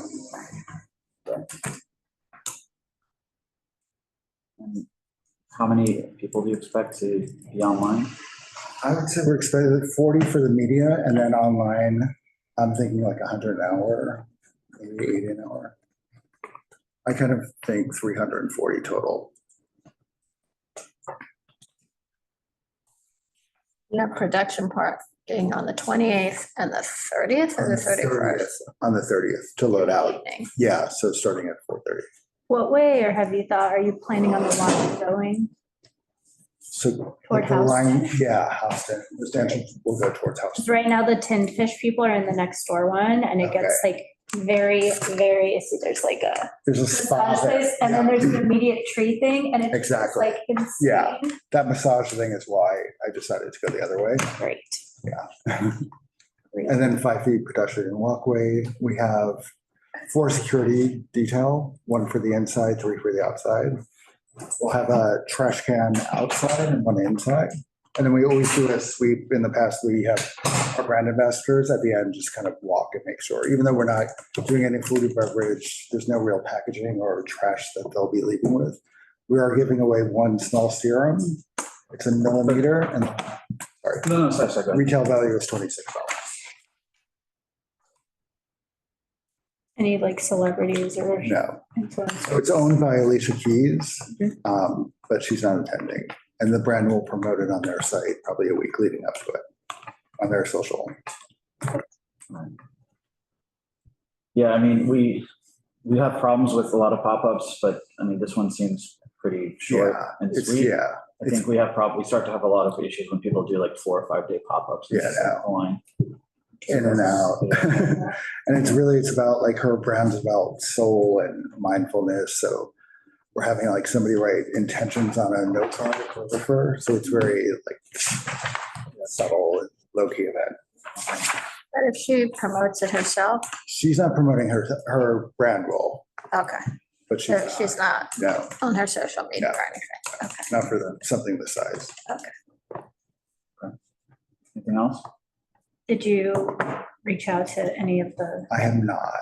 The store next door is closed. It's vacant. I think it that's was where the called- tinned fish is Oh, right really? now, Where which Scream is was? Or- Batty. No, the other side, Oh. 247. Okay, yeah, I don't think they were there when I was there, but I could definitely reach out to Yeah, them. well, you. Well, no, you have- I don't care if they well, you have don't bring time, anyone. But you have time at least. So Yeah. you have time to do outreach. So we would ask that you do Absolutely. that, especially for whoever, people whose residences and or businesses might have the line. in front of Yeah. them. Yeah.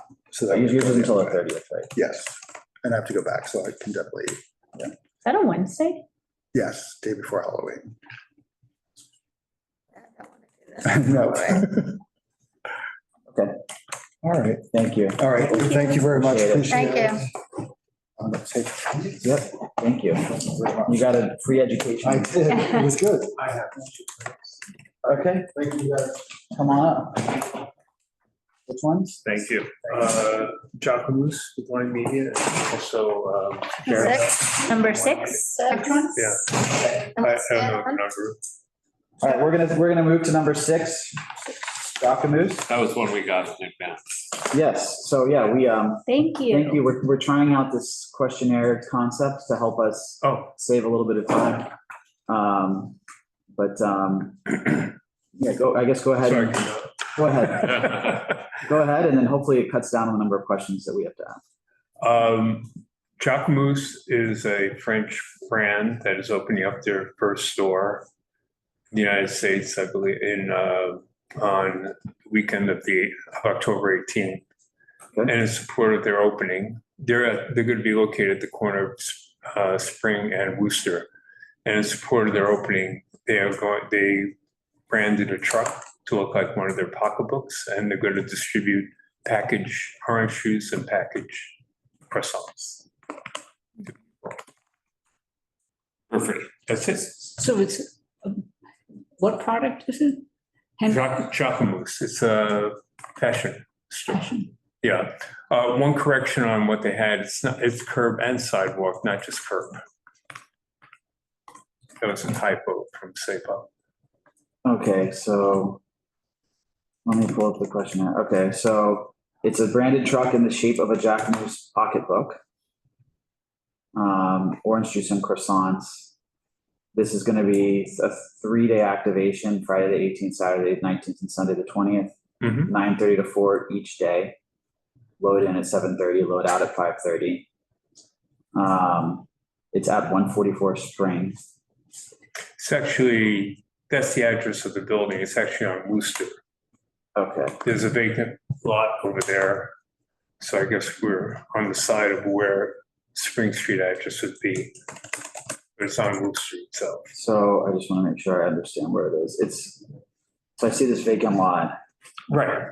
This is Worcester. The Yeah, address is actually located on Spring. Okay. So that was the building. but you're setting up on Worcester. Yes, In exactly. front of this vacant. Right. Okay, Yeah, approximately with the manhole cover. so you're in front of the vacant lot. Yeah. Okay. Are you expecting, like a lot of hype and or a long line for the store opening? I have no idea. That's, Jacquemus is handling their opening of the store. Where is the store?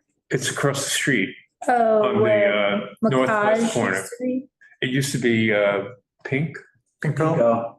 Yeah, No, it's across here. Oh, I see. Yeah, that's, Google's It's about 2 here years and they're behind. setting up on Wooster, so. They're setting up right here. So you're saying up Patty Corner. Oh. Yeah. So, Go so ahead. people will be on the sidewalk getting their Yes. croissants and orange. Yes, we'll have stanchions on the sidewalk to create a queue. And. it should Going be which way? Going south, On Wooster. yeah, on Worcester. Do you have garbage cans or Pardon? how are you gonna collect the refuse if people eat We'll while have they're garbage there? cans. Sorry, maybe you know this, maybe you don't. Where, will it be a similar line? It'll be two separate lines, one to get into the store. No, it's all one distribution point. He doesn't know about whether there's gonna be a line to get in the store. Oh, no, we have nothing to do with the store. You know, they are handling their opening. Gotcha. And we're there to support, just as celebratory. Gotcha. And you said no amplified sound, no celebrities or influencers. Do you have 250, around 250 count? So once you give those away, are you done? They may come back with more. I don't really know how they're organizing it. I just try to give a reasonable estimate. Okay. And you say you've not reached out to surrounding neighbors and businesses. No, Is that something you can not do? I can do that. Yeah, sure. Do you have security who's gonna manage the line as they're waiting to? No, we have the brand ambassadors to help manage the line and the stanchions to help manage the line. Okay.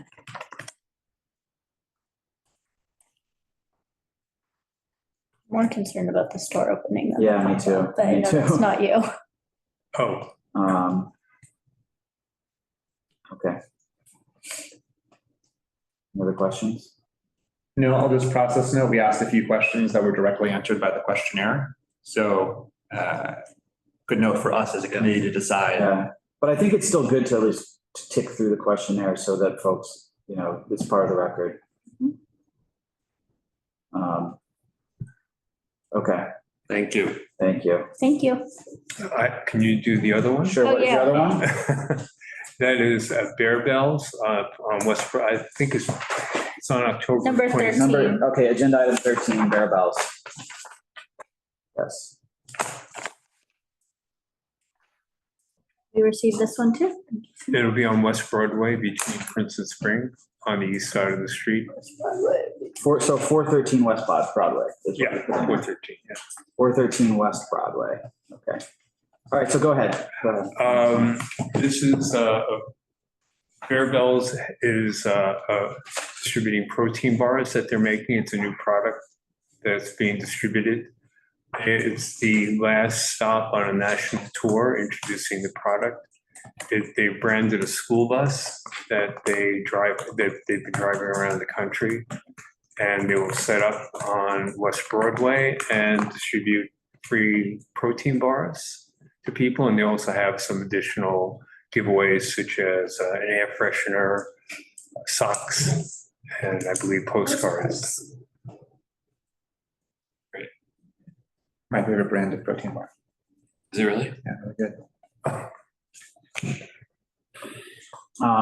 Sorry, give me a second. Give me a brand. And so can you go, you said you're expecting 300 packaged protein bars? Again, it's a reasonable estimate. I'm not sure how much is going to be stocked. No amplified sound, no non-food giveaways.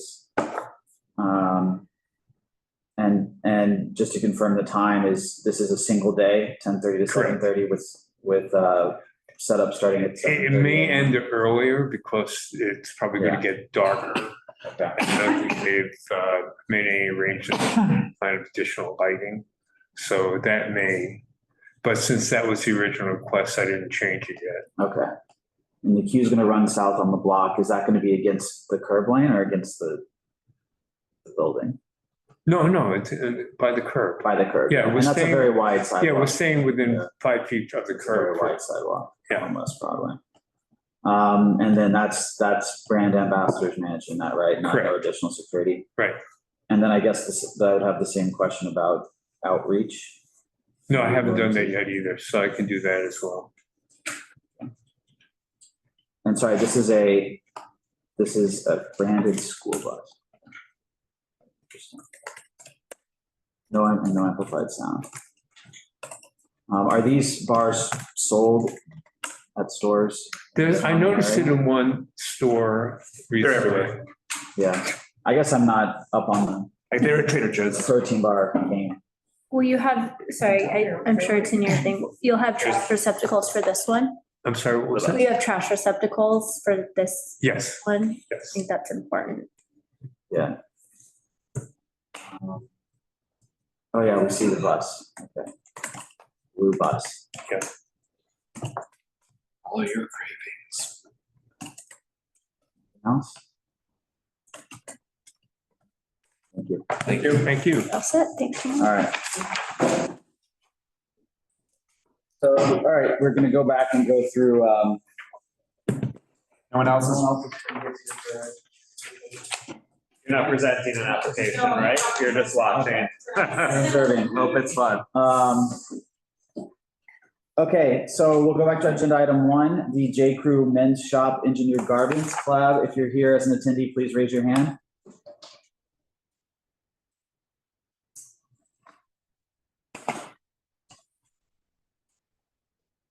The questionnaire really helps. Yeah, it does. And We then did not maybe get one on this one. Okay, welcome. Please, Hi, for joining. Yeah, please go ahead and give an overview of your event. sure. So here on behalf of J. Crew, we are putting together a small event to promote the launch of our latest collaboration with a brand based here called Engineered Garments. As part of the event, we're doing a customer event in the store so people can come and shop the collection early. And to cater that, we want to set up a small pop-up restaurant, essentially by Kronerberger, outside of the store. So that's our site plan right there. It's going to feature 2 grills because we'll be doing burgers for attendees. That's already been cleared with the fire department. We have all of the permitting in the works. I believe we just submitted everything, including the DOHMH certification. We should be getting the approval shortly. So that's like the site plan. Queue management is all in there as well. We're going to have additional brand ambassadors as well as security outside to help manage the line. It'll be curbside heading towards the store from Bowery. We'll also have extra like trash receptacles there as well as the brand ambassadors to help make sure that there's no refuse left behind on the street. The event's going to run from 6 p.m. to 9 p.m. So setup will begin at 4:30. The restaurant guys are going to come with a van and set up all of the tables. They're like folding tables. And then after about 2.5 hours of food service, they'll start loading out at 8:30 to 9 and should be completely out of the street by 10 p.m.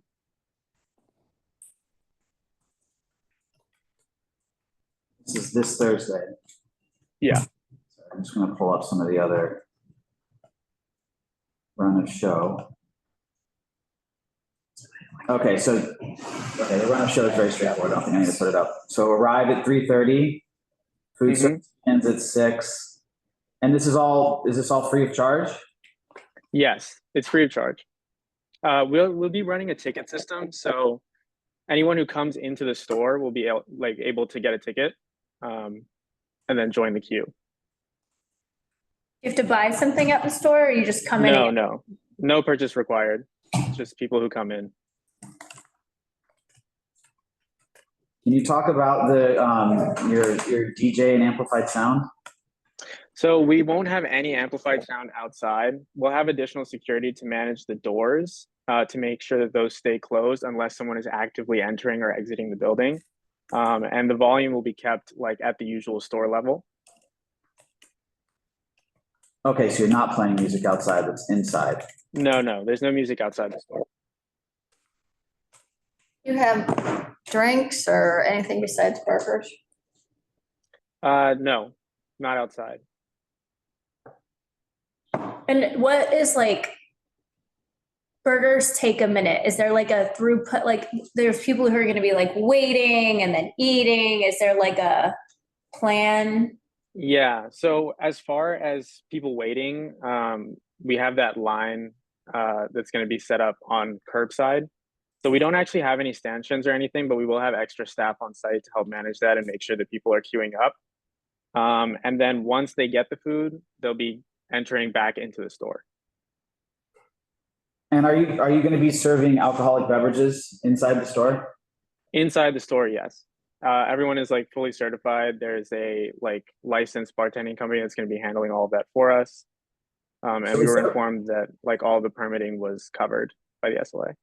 Is there a separate queue to enter the store? How is that going to work? So we actually have two entrances for that store. There's an entrance on Bond Street as well as a side entrance on Lafayette. So as of right now, we don't have a specific plan for queuing of entry into the store. When we've done store events in the past, it's always been a very organic entry process, and we haven't had situations where the door is open or just left open for long periods of time. So we don't anticipate any like hurdles there in terms of crowd management.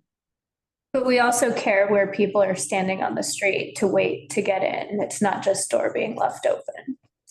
For sure. So we have like actually quite a large staircase in front of the store, as well as a ramp going to the second entrance on Lafayette Street. So people will be congregated, like if anyone is outside waiting to get in the store, they will be on those stairs or on that ramp. Okay. So that the sidewalk will remain clear.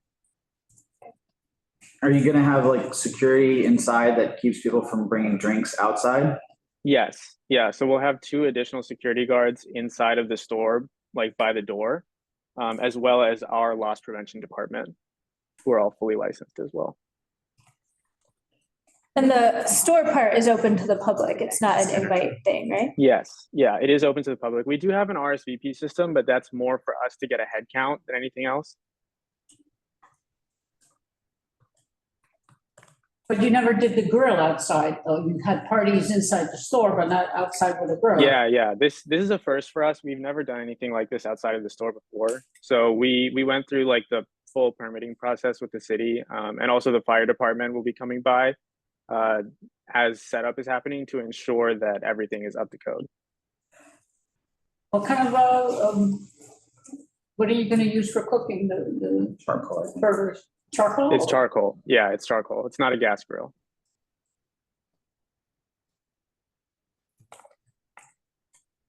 What are the hours of activation again, please? The event itself will be running from 6 p.m. to 9 p.m. But setup will start at 3:30 p.m. and loadout will be completed by 10 p.m. So you're having the hamburgers, you must have a table with condiments and stuff. I mean, like, what's the actual setup on the sidewalk? Yeah, so if you could open the site plan, if you don't mind. Sure. It's all indicated in there. I can just walk you guys through it. Sorry.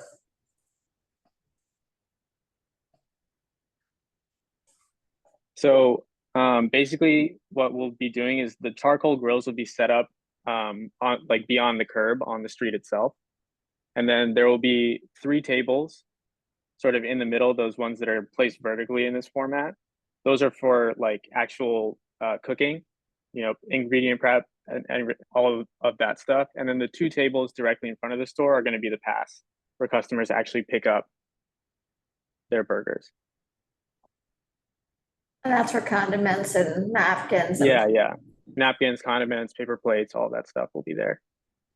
And then they stand around to eat or they go back inside? They go back inside. And have you done the reach out we've asked other people about to the neighbors, especially on Bond, who will be inundated with hamburger smell and smoke? Yeah, so we have reached out to other businesses on the block, including Goop, which is our next door neighbor, Jack's on Bond, which is right across the street.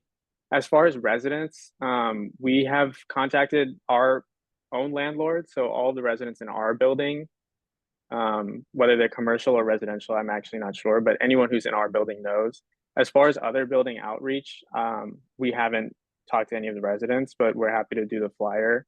Can you do like 21? It seems like will be the major, because you're 21 building Bond Street. Yeah, 21, and then the one next to it, if I'm seeing. Okay. Yeah, we're happy to. And then what's this one? 25. Just let them know, but make sure to include contact information in case they have any questions or concerns, not just FYI. For sure.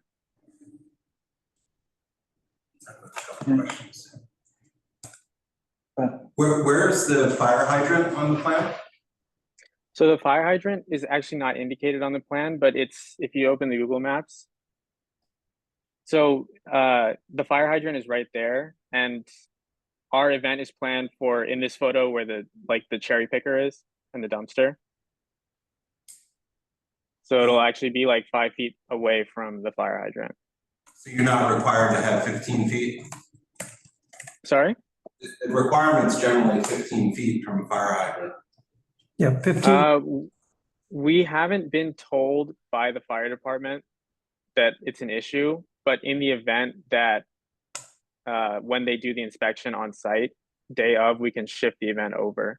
And we've informed our neighbors that the event will be taking place on the curb in front of the store. And then just going back to the site plan, I don't know if you can go back. Oh, yeah, sorry. Yeah, if you could just explain how a pedestrian would walk down the sidewalk, that would be great. So do you see that 5-foot pedestrian walkway indicated on the sidewalk? Yep. They'll be primarily using that. And I realize that there's going to be some like cross traffic from the two tables that are functioning as the path to the store. Hold on a second. That's raised up 2 feet. Yeah, so we actually applied for a partial sidewalk and partial curb closure or partial street closure. Maybe, so yeah, can you just go back to your picture without the? Yeah, so that raised area, the 5-foot pedestrian walkway will start and end between the beginning of the event and that raised area. Oh, yeah. So that 5 feet doesn't include the raised space. But this makes, have you been to the store? Yeah. Okay, so you know there's guardrails against the steps going up, right? Yes. Yeah, I do. So your pedestrian walkway, nobody can walk through it because it's blocked. I think maybe I wasn't clear. Like the pedestrian walkway will start after the guardrails, because we've applied for a partial street closure as well. So on the site plan, like the table setup is actually partially on the sidewalk and partially on the street. Right, so there's 2 feet, right? No, that there's more space than 2 feet there. We measured it out. There's enough space. 5 feet after the raised area out. Because they're putting everything. You know this area, Ryder? I'm telling you what the applicant I said. live right there, so I'm just telling you that this is a ridiculous site plan because it makes no sense if you go back to it and do the actual measurements in the as-built environment. It doesn't work. I think It's completely fabricated over the existing situation. So the site plan is obviously not to scale. This is the template that the permitting office gave us. Right? But we have been to site and we have measured it, and there is enough space for us to get the partial street closure and still maintain that 5-foot pedestrian walkway in between the raised area with the guardrails and where the first table will be. But my point is it's not flush to the building, which is what your site plan indicates, because you have a raised area in front of your store. Yeah, and I'm telling you that that's not to scale. So that 5-foot pedestrian walkway was put there by the template. Like we didn't create that. So in reality, like you should be seeing a raised section before that 5-foot pedestrian walkway starts. And then how much of a service aisle or queue is there in front of the tables between the 5-foot pedestrian walkway and the tables? Should be a 3-foot waiting or queuing space, is that correct? So since the queue is going to be managed along the curb, the way that we have planned the line management is for people to come and get their food 2 at a time and not be congregating in front of those tables. Oh. So the tent is 6 foot wide. How much of the tent, because the diagram, it looks like everything is on the sidewalk. Are you saying the tent is mostly? So part of the reason the diagram looks like that is because it's compressed. Like, yes, the tables and grills will like basically flow over onto the street. So they're sitting in the curb lane mostly? Yes. Yes, they're mostly in the curb lane. That's correct. And how wide is the tent? I I believe it's like 10 feet by 10 feet. It's not full coverage. It's primarily to cover the grills and the food.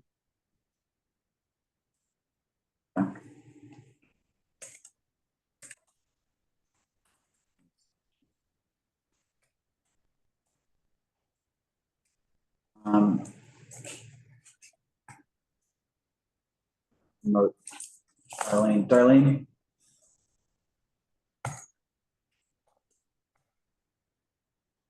Quick question when she's getting ready. So you said the fire department's coming to do an inspection. What time? Yeah. What time do you expect them? We expect them around 4 p.m. Okay.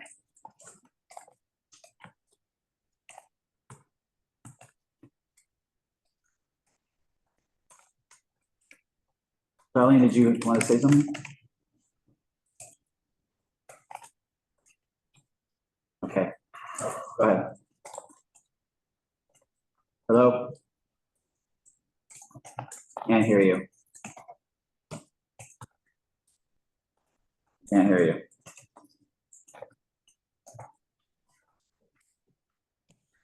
All right, if your computer's not working, we're gonna move on.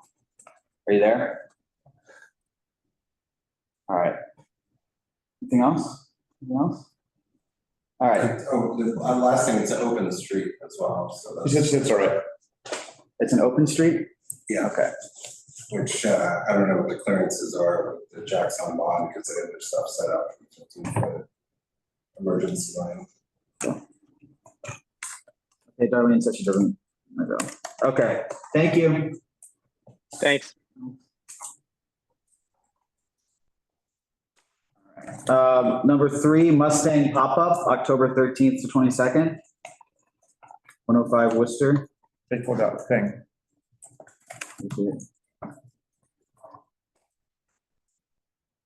I'm promoting you. Really? Ali, sorry. Can I just say something? I think it's great they filled this out. This is really helpful, but for accessibility, they should give an overview of what they were there. Yeah. So we don't have to ask the question if they just go through. Well, that's why I was also just ticking through some of the key points. Yeah. Because I think we still definitely. Yeah. What do you think, Maurice? Well, welcome. Hi, thank you. Hi, so yeah, please go ahead. We are producing a pop-up shop for Billie Eilish. The code name is just Mustang for communication purposes. At 105 Worcester Street in Soho, apparently right next to the purse pop-up.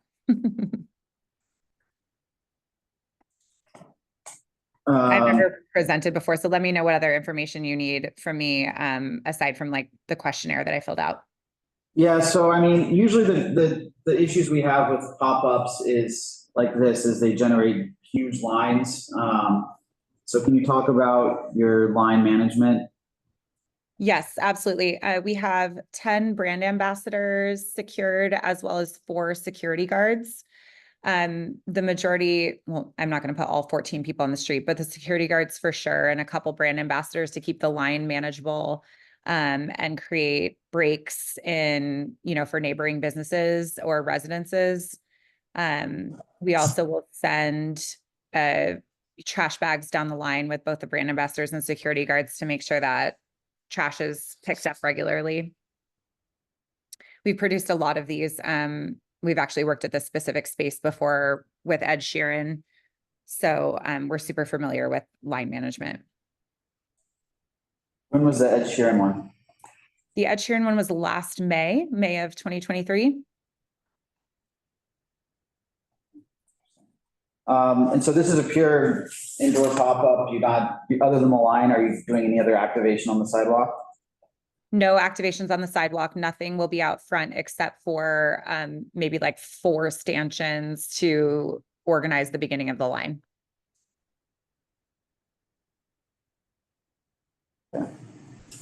How will this be publicized? It's just going to be on social channels from Billie Eilish's Instagram, and there's a partnership with American Express, so they'll post about it as well. But she won't be there, right? She is not attending this one, we know for sure. And she's not one That's clear to, from the social post. what'd you say? The social post will make it clear she's not there, right? You know, No, that's enough. no. I get They it. never, I get it. even if we make it clear that she's not there, nobody ever, fans never believe us, but.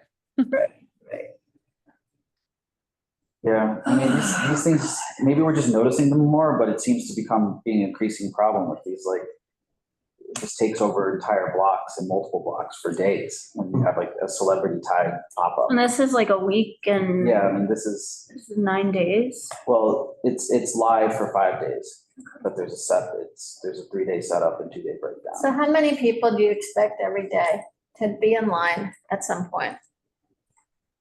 Probably upwards of 1,500 to 2,000. Oh my God. Yeah, I mean, we have to figure out what, if anything, responds, because like not just this application, but just in general, because The daily People Jones can- went ahead full force. people can rent people are renting out their spaces legally, and then like lines are gonna form. Yeah. No, I understand. What do you do? But I mean, this seems to this is like more and more popular, this sort of method. In this area. Yeah, Yeah, we're not picking on you. No, we're not That's just a picking lot on you, of- but It's it's like- just a lot of people. there's become this that are celebrity pop-ups, and it takes over entire blocks. No, I hear you. That's the business I'm in. I've done stuff for Harry Styles and some crazy K-pop fans and stuff. So we understand the type of crowds that come out. You're not spray painting the sidewalk, right? No. And do you have a sense of what way you're gonna send the line? We were planning on sending it north or northeast towards Prince.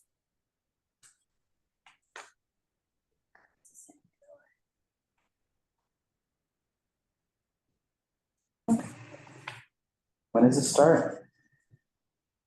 It's open from October 16th through the 20th.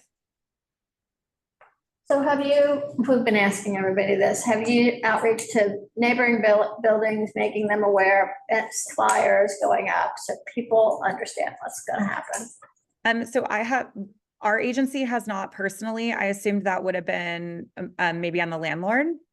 He rents. Definitely not. It's you, it's you. Okay. No, I have not. You can work with the landlord, but you should, as soon as possible, alert Okay. everybody on the block. My working hypothesis would be a pop-up landlord is not in good standing necessarily with the residents. I would Can we not like be surprised. SAPO to tell applicants that they like actually need to do outreach and not just to think- like businesses, but No, I think we should Yeah. because you can imagine if you live there, you'd want to know that this is gonna happen and it's 5 straight days and then there's all that. yeah, it's gonna be crazy. When you do the outreach, can you give them a contact number or information if they have questions or concerns or people aren't following the rules or they're being loud or whatever, so they can contact someone from your team and you guys can help them out? Yeah, absolutely. That'd be great.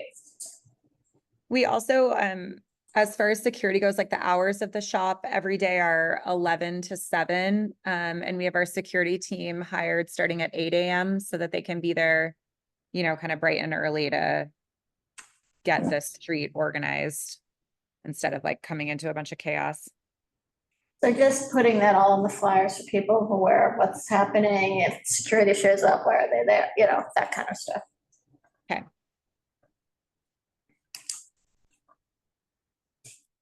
I don't know I mean, these are all problematic, but there's no other questions to ask. It's straightforward. Yep, it's straightforward. Okay. Part of living in New York City and Yeah. living in the. There's just the fire hydrant that we would like you to give 15 feet to, Okay. right in front of your venue. Okay. No problem. Thank you. All right, thank you. Thank you. Thank you, good luck. Thank you. Okay, do we have Bite Taco Bell?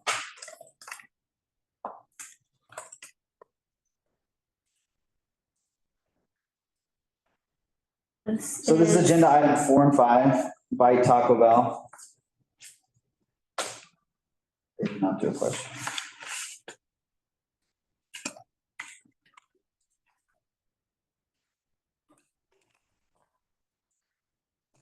Hello? Can I hear you? No.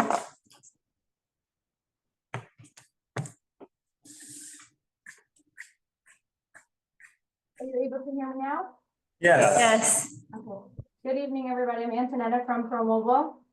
And we have 2 items on the agenda today. So there are 2 Bite Taco Bell events. The first is on October 15th on Howard Street. Sorry, let me just pull this up here. On Howard Street between Broadway and Mercer. We will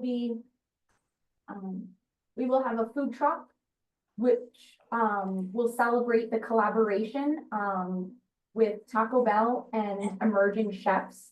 So TBX is the name of the activation. TB standing for Taco Bell, the X standing for collaboration. They are celebrating 3 emerging chefs that they have partnered with, and they are going to be showcasing their twist on the Crunchwrap. If you guys have ever tasted the traditional Taco Bell Crunchwrap, there will be 3 new versions that will be launched on this food truck. We'll have a few hundred of each serving. We are not expecting any more than around 250 guests roughly. The footprint will consist of stanchion line queues leading to the serving window of the food truck. They will be given a quick choice of 3 different crunch wraps, and then they will make a quick decision and then be escorted to continue onward. On this site map, you'll also see a green barricaded area. We do have that on the curb lane. The green represents the commercial safety barriers that will enclose the space for safety purposes. And this is for any overflow. If anyone wanted to hang around and say they're not on the sidewalk interrupting any foot traffic, we will have some tables, high top tables there. And then there is a clear entrance and exit to that space. We will have brand ambassadors in front, mid, and the end of the line for line control and managing flow into and out of that dedicated space in case anyone wanted to linger. We will be live from 4 p.m. to 10 p.m. We will be arriving at 11 a.m. in the morning to set up. The reason for the 3 hours prior is just because, we need our kitchen staff to be able to prep what they need to for live service on the truck. And so we just want to make sure they have enough time to do that. But in the meantime, the branded truck will be there, but all windows will be closed and there will be no traffic around the food truck. And this is Taco Bell. Taco Bell is known for being a fast food company. So the operation for not only the food assembly, but also the distribution will be very quick. Thank you. Is there a reason you chose this location? Because it doesn't look like it's anywhere near a Taco Bell. It is not, but Broadway is one of main streets with a lot of foot traffic. And we will have some individuals stopping by, like potentially a content creator. And so this is just a central place within the city that people can get to. It's in a high foot traffic area. If there's amplified sound? No. No amplified sound? And what's your sanitation plan? We do have garbage receptacle. We will have garbage receptacles outside of the vehicle as well as inside. For our personal trash inside when they're cooking. Well. And how are you going to be marketing this? You said through social channels? Yes, Taco Bell. So this initiative TBX has been, expressed by Taco Bell. And so they have a website dedicated to this. So people are aware of this, but they will just be mentioning that they're having a pop-up. And so this is a three-day operation. So that's why there's 2 specific, agenda items for us. So the first one is on the 15th. We're doing another one in Williamsburg on the 16th. And then the last and third one on the 17th, which is in the Washington Square Park area. So exact same setup, no difference with the activation, just a different location.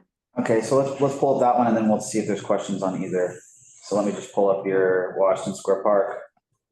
Yeah, and the idea behind 3 was 3 chefs, 3 days, you know, so that was kind of 3 was an iteration for them and they wanted to keep that consistent. So that's where 3 is coming from. Okay, so here's the Washington Square. Oh, sorry. It's actually updated.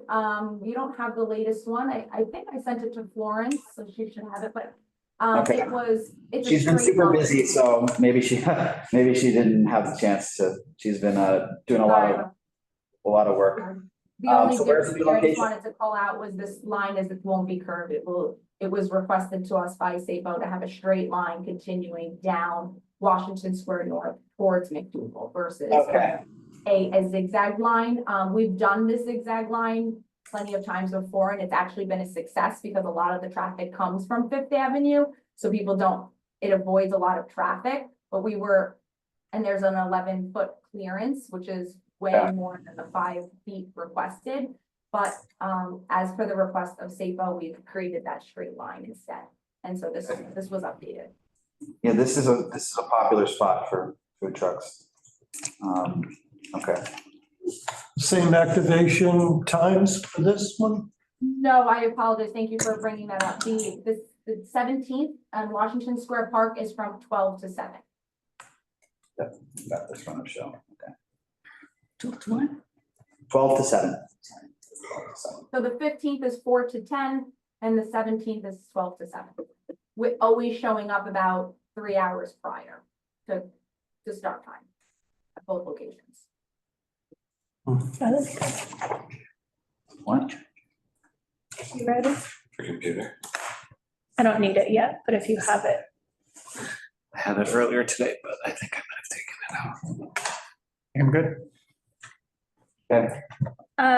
Trash, reach out. What's that? Trash or She said they're putting extra Receptacles. receptacles. No, I don't. Okay. Thank you. Thank you all. Have a good evening. Thank you. Two. Thanks. All right. Carter, do you have a charger? What's that? Do you have a Mac charger? I do not know, sorry. Okay, next up, interior define, October 19th, green between Broome and Spring.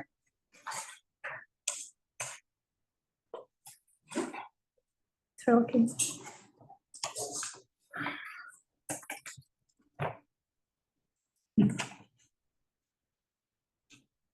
What's up, Amir? How's it going? Good. How are you? You good? Sorry, it took a minute for my computer to wake up there. Sorry about that. Good evening, everyone. It's good to see everybody again. Thank you for taking a few minutes to hear about our event here. So doing an event for Interior Define, which is located at 68 Green Street. And the idea is that they're doing let's say a contest where people sit on the couch or stand touching the couch, and whoever wins a free, wins a coupon to purchase a couch or other furniture items from the store. So the plan for the day from 10 to 12 is setup time. From 12 to 6 is the activation. 6 to 7 p.m. is cleanup and taking everything away. In the site plan, do you have my, was that shared through with the group, the little plan that I made here? I can share it. Sorry, I'm having. No worries. I'm happy to share. I can do that real quick. Hold on. Actually, I got it. You want me to do the event plan? Yeah. Okay, I can do it. Thank you. 1 second. Is this the one here? That is the one. Okay. So we'll also have, as it notes here, like one of those spin the prize wheel kind of thing. Basically, you would win coupons for things at the store. There's no big giveaway items. being handled. So it's mostly just kind of a promo for the furniture store that's there. Small DJ set up on the elevated platform that's there outside of the store for background music. It's not a name DJ or anything like that. Low level volume, nothing too disruptive, just to kind of give a little vibe and background music for the activation. If you could scroll down just a bit. Thank you. We also have two figure like hot dog cart size things. For one's going to be coffee giveaway. Now there's going to be a bagel giveaway. That's going to be in the curb lane with the couch setup. The idea for the couch, it's going to be 10 pre-selected folks who are going to come to be able to be part of that contest. And then everybody else who wants to can come in, go to the store, or hang out and kind of watch what's going on. It's not going to be a super crazy scene or anything. I mean, it is just a furniture store activation. If you scroll down a little bit more, I can kind of show you the exterior. Yeah, so this is the exterior of the interior. The exterior of the interior defined store. You see they have a little platform there. We're gonna have the small DJ set up right there, and in the curb lane, the couch and the two carts, and it's gonna sit in the frontage of the store. The run of show is the next slide, which I ran through briefly, but the idea is that we're gonna come and pick up the parking on the street just to make sure that it's clear for our load in. 10 to 12 setup, 12 to 6 showtime, and then 6 to 7 p.m. is going to be the breakdown and clear out of there. And this is on the 19th, so next Friday.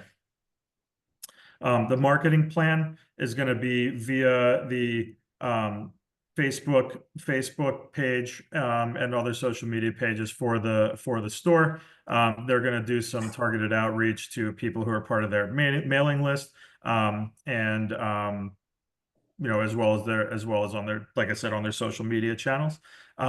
We are planning on doing outreach to the local community or the people in the immediate surrounding area of the store this week. That's basically. Maybe you said this, but I missed it. But how many people are participating in the contest, and how did they're already selected, right? It's not like you don't walk up and get it. Correct. It's going to be 10 people, and they're going to be pre-selected. And I imagine that, I mean, it's not that interesting to watch people touch a couch, but given the nature of the contest, I imagine it might draw some spectators. Like, do you expect people to be gathering and watching in a particular area? Since the couch seems to be up against the roadbed side, or the traffic side of the pen, might people kind of gather around there, and would that be a safe place for them to be standing? What do you think about that? Yeah, that's a good question. So I've actually been talking about this with our clients as well. I was thinking that in the curb lane, in the areas immediately north and south of where we're setting up would be where we would have maybe some additional roadway space for people to kind of congregate and watch if they want to. I'm of the same opinion as you, sir. It's not going to be something that people are going to want to crowd around for very long periods of time. I'm imagining people will come, say, hey, look at what's this going on here, say, oh, that's interesting. Either they go into the store or they continue on, with their day. This is during business hours on a weekday. So I'm imagining that this is going to be, a lot of just passerby people kind of like taking some pictures, seeing the spectacle on the New York street, if you will, and kind of moving on their way. Cool. And you'll still have this is a very narrow street. You'll still have the 15 feet with your, right? No, well, we're just going to be using the curb lane. So we're only going to be going about 10 feet out max into the street. So yeah, there'll definitely be 15 feet. We can hold the parking on the opposite side too, to just make sure that it's clear. That's not a problem. I think that's smart. Yeah, we can do that. Yeah. And you have 5 feet of sidewalk there? Yeah, so basically from the sidewalk will be basically clear. So basically our activation is going to sit fully in the curb lane. The DJ setup's going to be on that raised area right outside the store, and the sidewalk's going to be clear. You should also know we're going to have 2 security guards at all times for the event. We're also going to have trash cans for the food giveaway. So we'll have 2 trash cans in the space, and then we're going to have 2 roving staff to clean up any trash that might be in the immediate area of the activation. Okay. Yeah. No, you're not giving away anything, are you? Just coupons. Just the coupons, yeah. Yeah, coupons for purchase in the store. You didn't say food giveaway, did you? Yeah, bagels and coffee. Oh, okay. That would be from those 2 vendor carts that are in the site plan. Think just, hot dog cart sized kind of thing. And that's free, right? I'm sorry? That's free? Yes. Free for anybody who's passing by. Do you imagine there might be a line for a free bagel and coffee? Perhaps, and we can accommodate that along the curb lane as well. It's also going to be something that it's pretty quick item. So it's not gonna, the throughput would be pretty high. I think we're planning on having about like 150 portions, and once that's done, that's it for the day. A full bagel? That's a good question. I'm not sure if it's a full bagel or if it's a sample, but I can find out. If you're giving away a full bagel, I mean. You're gonna be first in line. Yeah, well, I will be the only one, depending on where the bagels are from and also what kind of bagel and what's on it. But like, I have to imagine it'll be pieces of, like, I have to imagine they're not giving away 150 full bagels with, are they shared? Like, It could be mini ones. Whatever it's going to be is going to be pre-made, pre-assembled. So it's just going to be ready for a giveaway. So it's not going to be, there's not going to be any preparation, if you will, on site. So that'll keep things moving. And that's a very fair point. I'll find out whether it's going to, what the sample size is. No, good point. I appreciate that. You have to block off, a lot more of the curb lane because there's really no room on the sidewalk for a line. So you'd have to block off more spots for a line. We can extend south. I believe that would be pretty, if we need to add more space. Like that's a very narrow sidewalk. Yeah. Yeah. Then I think the reach out is even more important, if you would. Yep, not a problem. Yeah, we're planning on doing that this week. No? Thank you. Thank you. Thank you, everyone. Appreciate your time. Yeah, Cumulus and Mombies is withdrawn. So we'll go to number 10, grand opening of commodity fragrances.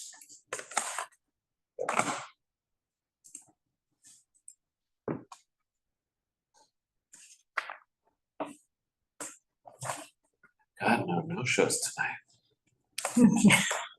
You don't know, we count on if you're no shows. Hello? Hi. Sorry, here I am. Hello.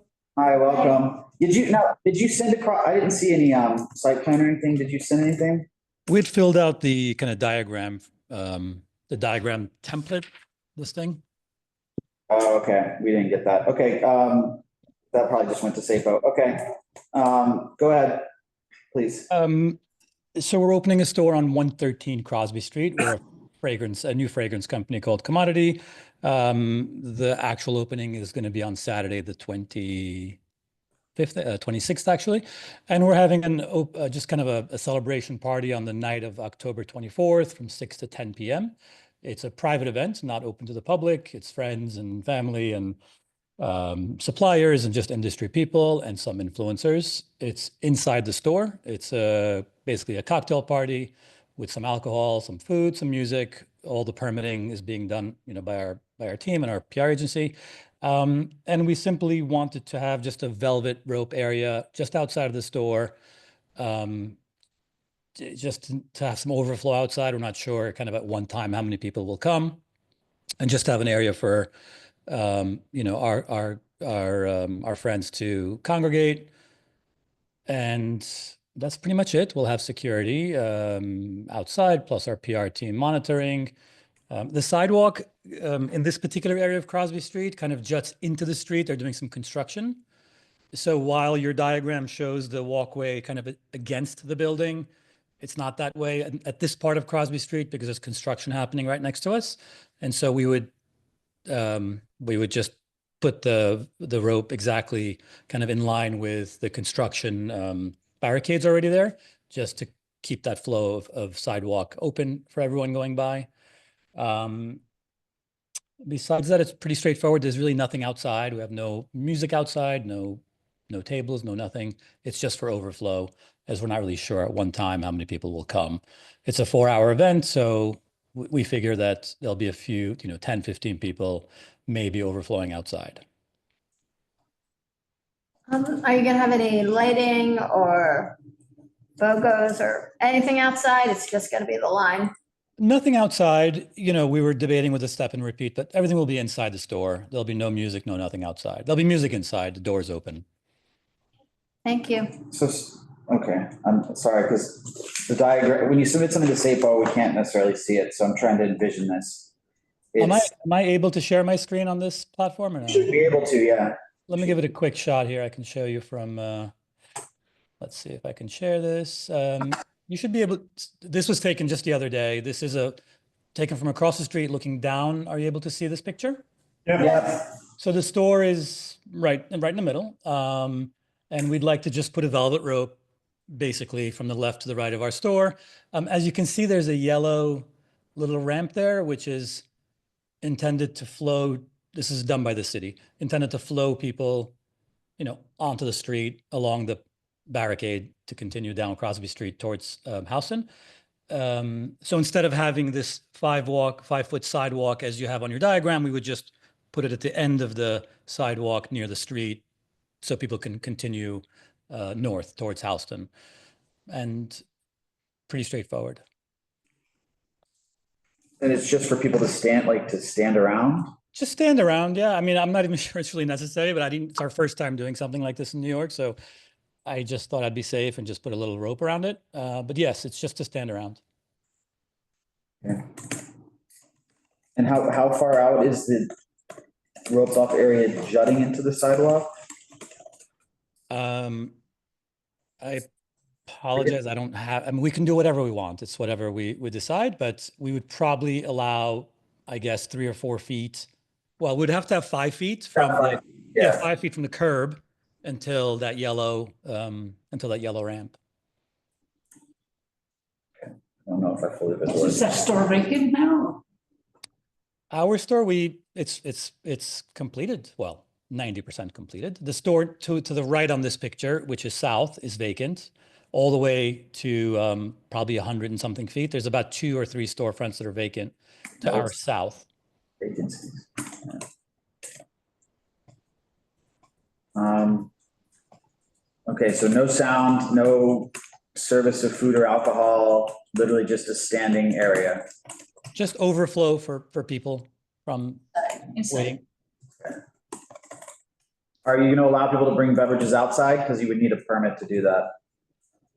I don't know if, I don't, the intention was not to, but I'm going to talk to the caterers just to make sure we're abiding by what we're supposed to do. But the intention was not to. Okay. There'll be no servers outside. There'll be nothing like that.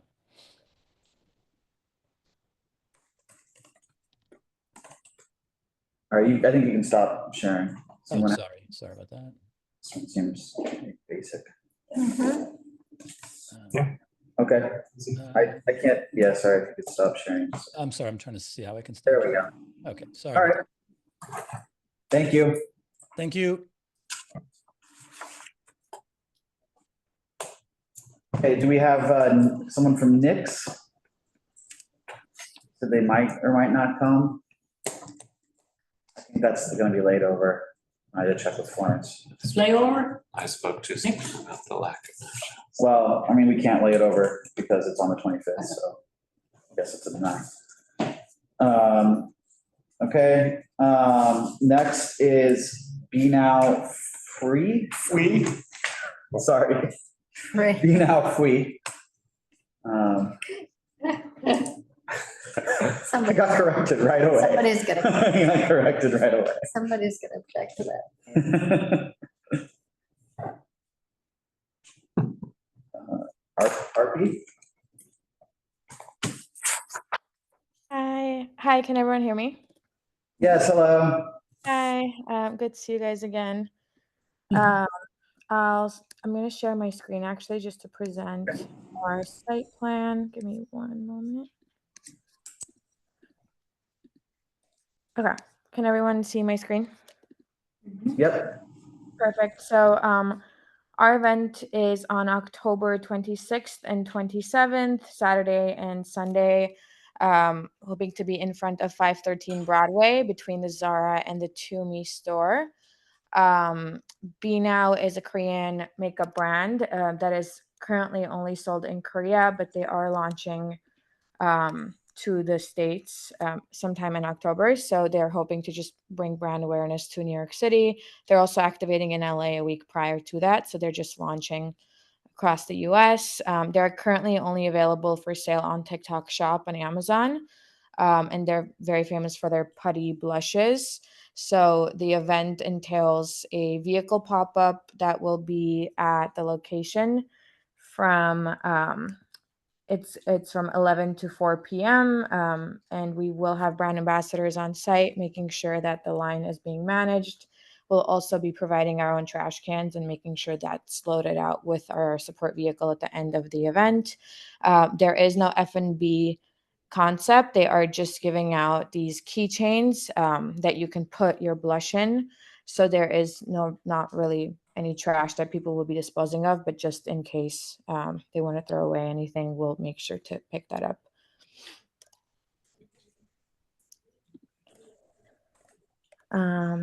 Yeah. Is this being done next to Zara because is there a reason? Well, this seems to be a popular spot for pop-up trucks. There is no connection with Zara. The stores nearby are aware of the activation happening, but they don't have any collaboration with Zara. So are you being sold in any of the stores on this block or near this location? No. Okay. 3 brand ambassadors, trash bins. Can you talk about how you're going to handle the line? You said you're going to use rope and stanchion towards Broome? Correct. Along the curb? Correct, along the curb. How many people are you expecting? About 200 to 300 maximum. It's being promoted on social media? They won't be promoting until the week of the activation.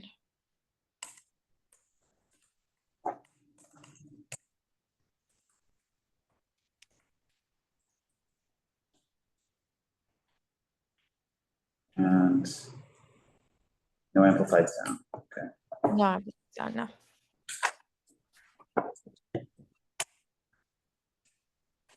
I think you can stop sharing.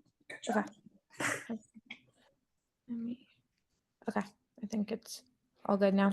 Is there any other questions I can answer? No, thank you. Pretty standard. Cool. Thank you, everybody. Have a great evening. You too. Barbells. We did barbells, we did keys. So we're on 15. I share. You have a question? That's a question. Thank you for hanging with us, Brad.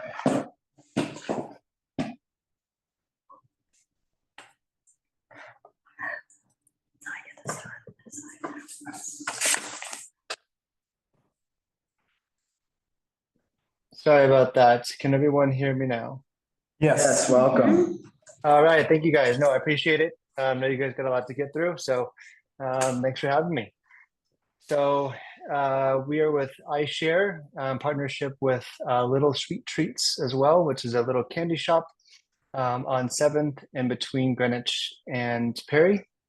We will be having a mobile food cart wrapped, branded, which will be giving out a shareable size bag of candy, which will have about 3 pieces of candy, which will be coming from the Little Sweet Treat shop, which will be right in front of us. And we will have some tote bags. Oh, yeah, there we go. Thank you for pulling that up. We'll be having some tote bags for a giveaway as well. The little street lights you see, those are just going to be like little hanging cute little LEDs. Nothing wild. They'll just be about maybe a couple feet off of the cart itself. So we're going to be going until 9 p.m. I know it says 7:30 on there. Christopher accepted the time change for us already. We'll be self-sufficient. It does say, it did say generator, but we will not be using a generator. We're all LED lighting. That's the only power that we'll be using. All of our backup pallets will be coming from the Little Sweet Treats store. We have 1,000 samples to get rid of between that 3 p.m. to 9 p.m. time. And that's about it. And then the TO, if you look there, the TOPT sign, that is a 36-inch high by about 10 feet, but we're probably going to make it closer to about 8 feet. That's just going to be like a photo op that'll be next to the cart itself. And so I know it shows here that's going to be on the side of the store, but it'll actually be right next to the cart itself.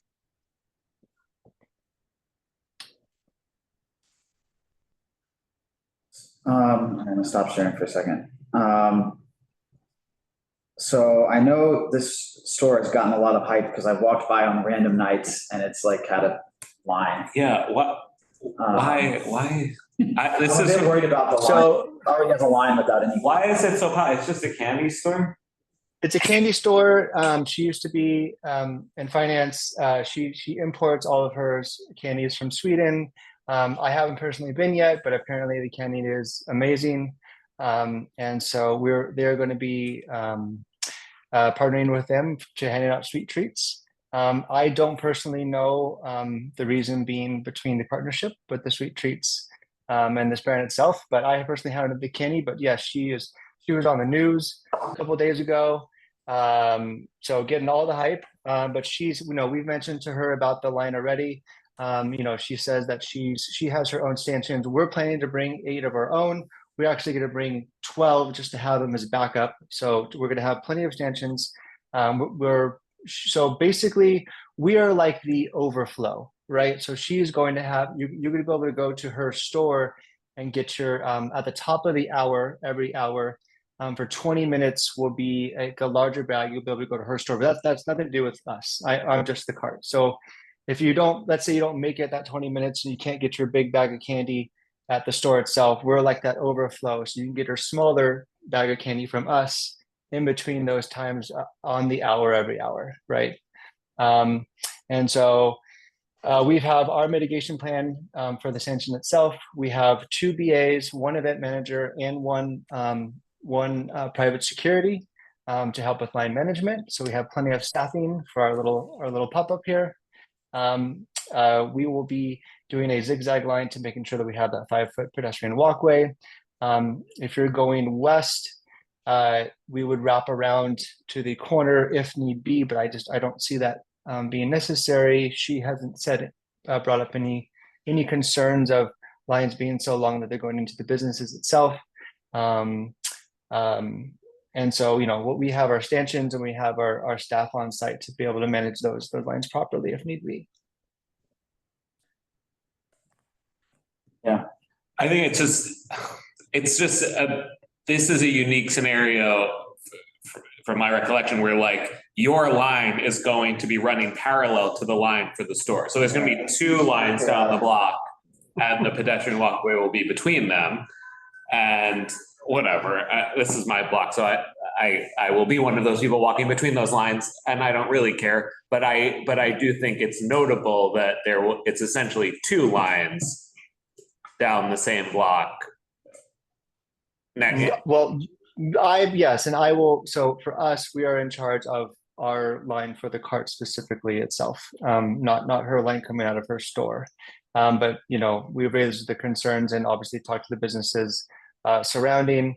If you go a little south, their outdoor patio is enclosed. So if the line was going west, we wouldn't impede on any people sitting down for their dinner. We're saying not any restaurants there. And then again, we'll have our on-site security need be and extra stanchions if need be to manage that, to mediate that line away from many businesses and walkways for safety purposes. This is a permanent store, right? Or is it just a pop-up store? It's a permanent store. Yeah. It's I spelled it incorrectly there, so I apologize. It's LIL, Sweet Treats, but yeah. Will, I don't wait online anymore. we've been talking a lot about the 5-foot pedestrian access path. But 7th Avenue South shouldn't that be a 10-foot? It's 5 foot. Isn't it a regional? That doesn't apply to SAPO. So that's for sidewalk cafes. Yeah. Sidewalk cafes must keep 10 feet, but this we've raised that. Carter's raised that. We've raised that before. We've told them that they should coordinate with those. Yeah, we've raised that before. Just because it's temporary. Well, regardless, it feels like you should reach out to the residents. You said buildings, right? Or the businesses, but the residents maybe too. Yeah. At least this is like quasi. It's not really a residential. There's some places though, and if the line is going in front of a residential building. Yeah. Sometimes on Elizabeth Street when they do, because there's so many damn pop-ups, when they do reach out, they say, if you like live in this building, come to the front and get a whatever. I think that's always nice if you're making a lot of pedestrian traffic. At least it's giving back something. Yeah, like I walked by the other night and there was like a line just on a random like. Yeah, it's very odd. Do you get a sweet treat? Hey, Will. No, there was a line. I don't wait online. I don't like to wait on those like kind of lines. Valerie. Yes, Valerie. Hey, thank you. So I don't mean to interrupt. Thank you for letting me have the airtime. So the DOT pedestrian mobility plan is one thing. How the pedestrian mobility plan applies to outdoor dining is another. So actually, a regional corridor, which is this part of 7th Avenue South, actually requires a 15-foot.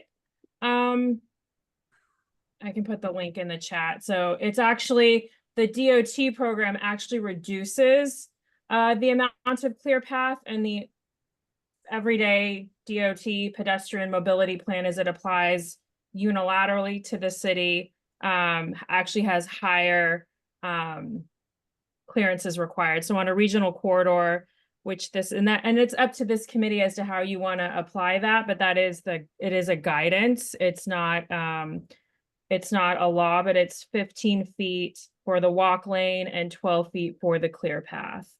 Yeah. Well, we can apply it as we want, I guess, but SAPO only requires 5 feet, right? So if you ask SAPO, they're going to do what they're going to do. Yeah, that's up to your committee how you want to apply that or not. It's the links in the chat. Yeah. Look up by address. It would make a lot of sense. I mean, it's a completely different agency, but it'd make a lot of sense if they coordinated with DOT. That would be great. Right? Because we can say whatever we want, but they're the ones that. I mean, we can pass a resolution saying, they should coordinate with DOT. And I feel like we've mentioned that to SAPO when they presented, that they should do that. Okay. Do you guys have any other questions for Brad? Thank you, Brad. Thank you, Brad. Hey, thank you guys. I appreciate the time. Have a great night.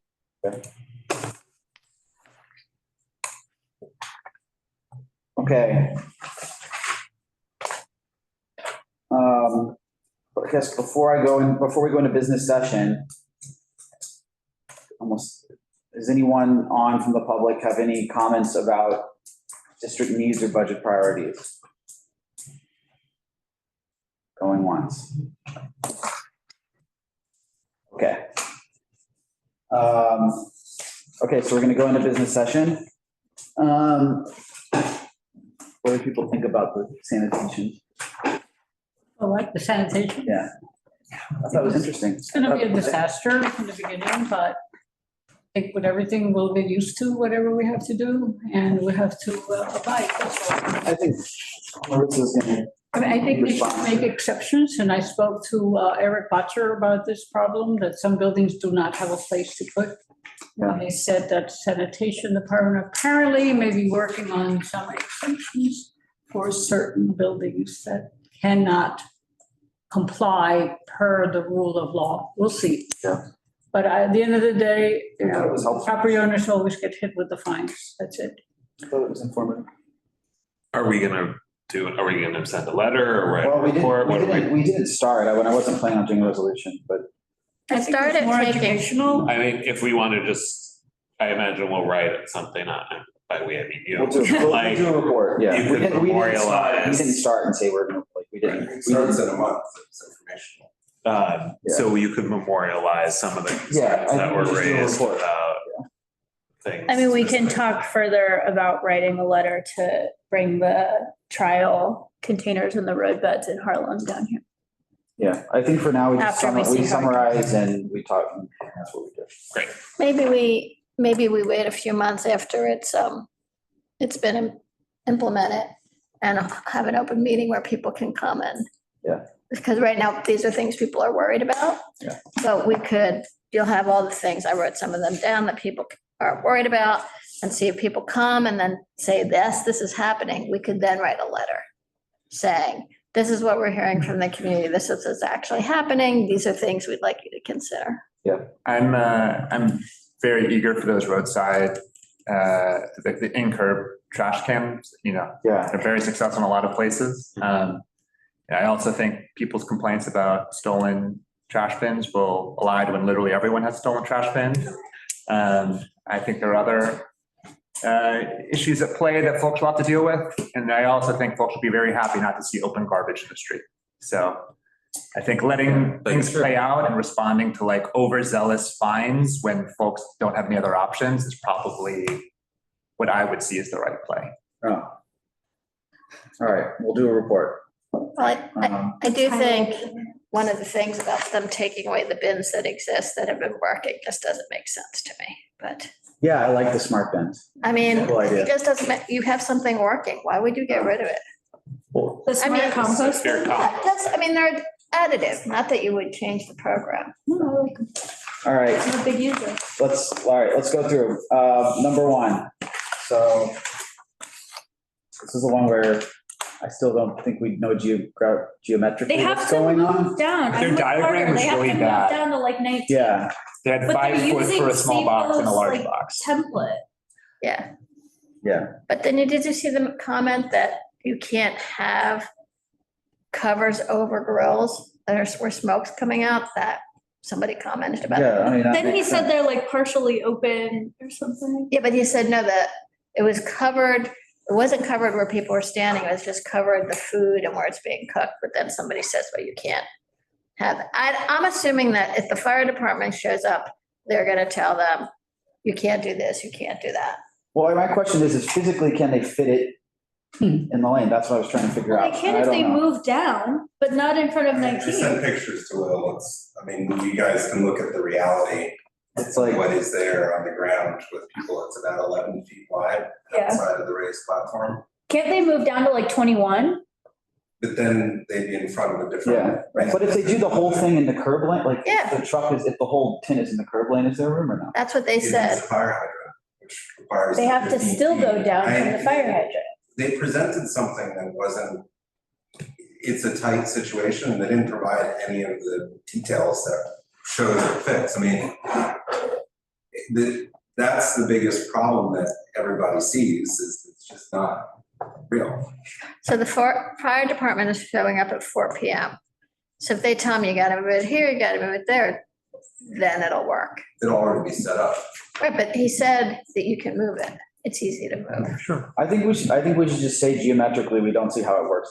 Yeah, And so that way we flag it to the fire department. It's happening in 3 days, so. yeah, right, You exactly. can tell, I think we just say it's a deny because it doesn't work geometrically and call it a day. And then, Can we recommend they move it down to in front of well, 21? then they're in front of something, I mean, In front of goop. it's okay with it, I don't know. Probably vegetarians are good though. Yeah. Don't like I think that burgers. grill outside was Terrible. I mean, it's happening in 3 days, so let's just flag that there's an issue there, which we can do through Yeah. denial. And just so you know, there's a grill situation, and I don't know if it'll come to you, but this is a huge problem for the precinct. People are illegally grilling on the street. No, there's the one In that, front of Kith, there's that one that's been there forever. Yeah, we tried flagging it Right. to DSMR. And the local precinct is concerned because now it's more and more of these, they attract more renegade people who just come and set up. Because it's very difficult because of the changes in enforcement rules to address anything in the moment. The biggest concern I heard from the community affairs at the ninth is the grilling. They don't want food set up because then there's food and health and they're not prepared to engage and there's nobody there on the weekends. But now that this And is there's illegal, pigs being but cooked in the middle of the street. well, that's. All right, are people okay with, I mean, again, this is an event that's gonna happen in 3 days, so let's just flag it, and it is, and I think that's all we do. Sounds wise. Yeah. Okay with that? Yes, Yes? Yes, Yes. yes. yes. Same. Staying, okay. Offensive. You can say You that. can abstain. You can- No, I mean, it's abstain. just, when somebody who lives in the block telling you the reality, sends you pictures and then abstaining from something that doesn't Oh, fit. that's his prerogative. That's true. All right, let's move on to the second one. McDougal Street Mamba. This to me is like completely disorganized. Very chill guy. Oh, too chill. I don't know. I think whenever we see events like this that are a week away, you would have all of the, T's crossed and I's dotted. Well, he keeps saying that he couldn't, there was a problem submitting the application. He's still been waiting to hear back from SLA, blah, blah, blah, blah. I mean, if what he's saying is the truth, what's he supposed to do? Yeah, I don't- beyond his control. I don't believe he's been waiting on us, It's a bunch of local restaurants. Getting together and decide to have a thing outside. He seemed very flexible to deal with the punches that he thought he was going to get. I do think it was disorganized and he's his first time, so He hasn't reached out to anyone. yeah. I don't know. And it's, I'm deny on this one, but others can disagree with me. full It's just. full disclosure, I want to say that I do happen to own a building that's on that block that will be participating. So you can't, So you probably have to recuse. can't recuse. I'm not making any money. Well, you make money, you would. She doesn't have. Well, It's not my Okay. restaurant, it's not, none of my restaurants. Okay, it's not your, Oh, you just are the landlord. okay. Fair enough. I don't know. We can do it. I just think. Is it our prerogative to deny because of concerns about lack of neighbor outreach or like? For me, it's just it's lack of a unified plan, like a week away. I also think the outreach is that's a pretty big event to not notify people who live. I think like it definitely is our prerogative to assess that and recommend, but just thinking back to when we were educated about how these decisions are made and, whether that is something that they would deny based off of, I don't think so. I think The alcohol service might be. that's a problem, and I think you tell them that this is supposed to happen in a week. It's a big single block closure, and It's actually more than a single block because there's also King Street, Charlie Bird, whatever it is. and nothing seems to have been finalized. And it's all very lackadaisical. I still think better if it happens than doesn't, but I get it. That's a subjective assessment. I mean, if he doesn't get approval by SAPO, it's not gonna happen. If he doesn't get the liquor, it's not gonna happen. So I don't have a problem voting yes. I will abstain on this one. Not recused, but abstain. I don't think I ever, he seemed to be very amenable to posting flyers and getting the But it's- word out. But he hasn't done it. It's very late in the game. That's the problem.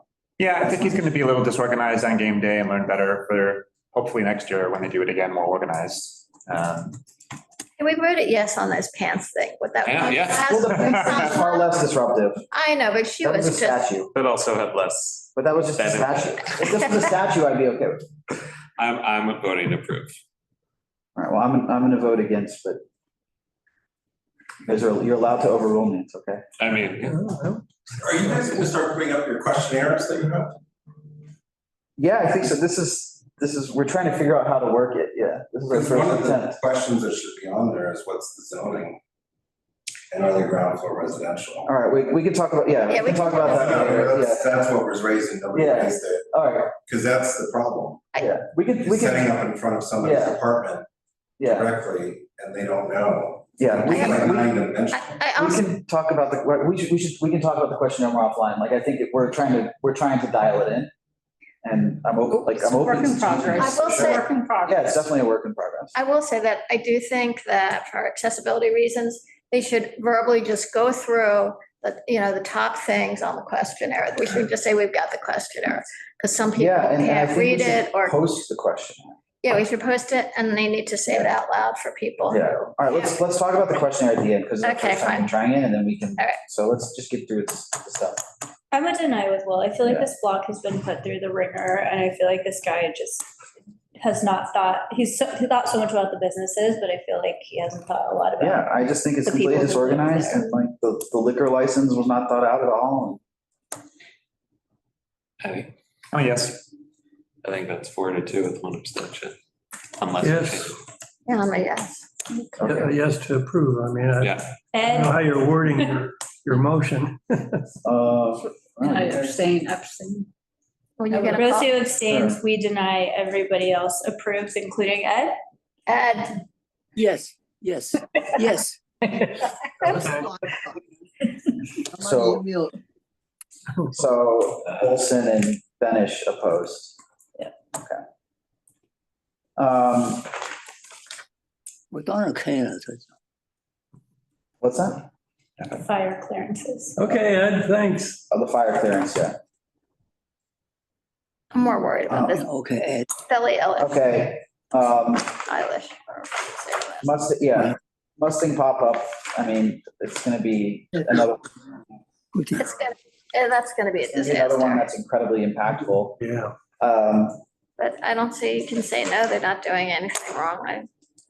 I agree with you that we have to do, this is getting It's getting really, out of control and we have no recourse at all. It's like for anything, unless it's like illegal. I think, should we just issue denial and just say like we're opposed? Yeah, to- that's what we But did isn't with this kind of like that was it H&M, that big thing last month? daily, well, we did it, Daily I was drills. gone, but we did it for daily drills and they went ahead and did it. It was around the whole block. It was Liberty Weekend. H&M It was much crazy. worse than this. That's on Wednesday night. Right, and we heard it last month where we approved it because we didn't really have a reason not to, but we just said that we were opposed to this kind of event. And like, I think we could, no matter what we do on approval or denial, we should editorialize about the proliferation of this kind of thing. But I don't know that has to be paired with the denial. The other thing too is, I didn't read what she wrote, but she was saying Mustang is a code name for Billy Eilish. Mustang is a code name. So does CB even know this is a Billy? No, I mean, we should flag it to them. Yeah, well, I So mean, I that's the thing, and they're expecting 1,500 to 2,000 people every day. That's why I think it's stronger if we pair it with the deny and just say like, this has been using a code name, but this is actually a crazy celebrity Yeah. event. Yeah. That's what I would do. That they're Yes. not saying she's not coming to. Yeah. This is in Martin's district? I Yes. think so. This seems like exactly the kind of thing he would hate, so I feel Maybe like some we flag it to should, him. I mean, certainly the proliferation of this kind of It's really outside. bad in Nolita. Honestly, there's so many pop-up situations and the streets are tiny and I like can't walk to the grocery store. Yeah. Like Yeah. it's, Yeah, So if we want an intervention in how SAPO considers Yeah, these, I we think that should be a step. I think that makes sense. okay. All right, so deny and then we'll editorialize more, and then I think we should tell Florence to Get it. flag disabled and say, hey, this had a code name, but this is maybe. Again, when it comes down to it, like if someone has a store and people line up, like, Are we going to continue denying these? Yeah, I wouldn't vote to deny. I would not vote to deny, but I would sign on. I think we to should, that. because I think we need to change the script on these types of pop-ups. Are we going to deny to send a message and then continue to deny these events? I would, personally. I think we're pretty liberal. I mean, we've denied like what, 2 in the last, since we Yeah, had the we've been Seiko denying a lot, presentation. yeah. And those are, we let the Matilda Jerf who went, Yeah, but I think we like learned a lesson from that one Blocks. now, like that's crazy, like. Oh, Well, go. I think like we should talk to, I don't know if it's Sapo or Marte, but something that like takes over more than half a block is like disproportionately disruptive. yeah. And it's hard to know when they say, oh, there's many. I guess I would feel comfortable if we had some sort of rubric for when we're denying based on That's fair. moral qualms rather than specific. And so maybe it's like multiple days, certain This size. isn't just a moral one, though. This is like a huge disruption. Yeah, well, but huge disruption isn't a SAPO. No, but it is something. But they SAPO's supposed to kind of asked consider. us, like, if you feel They like you're did. getting too many in the community, too many on a certain block, like, we try to monitor that, but that. They said they won't deny said just that. because something's commercial. Also, But you can- Yeah. 1,500 to 2,000 on Worcester Street, I think it'd be a security issue, a safety Yeah. issue. Yeah, That's you're right.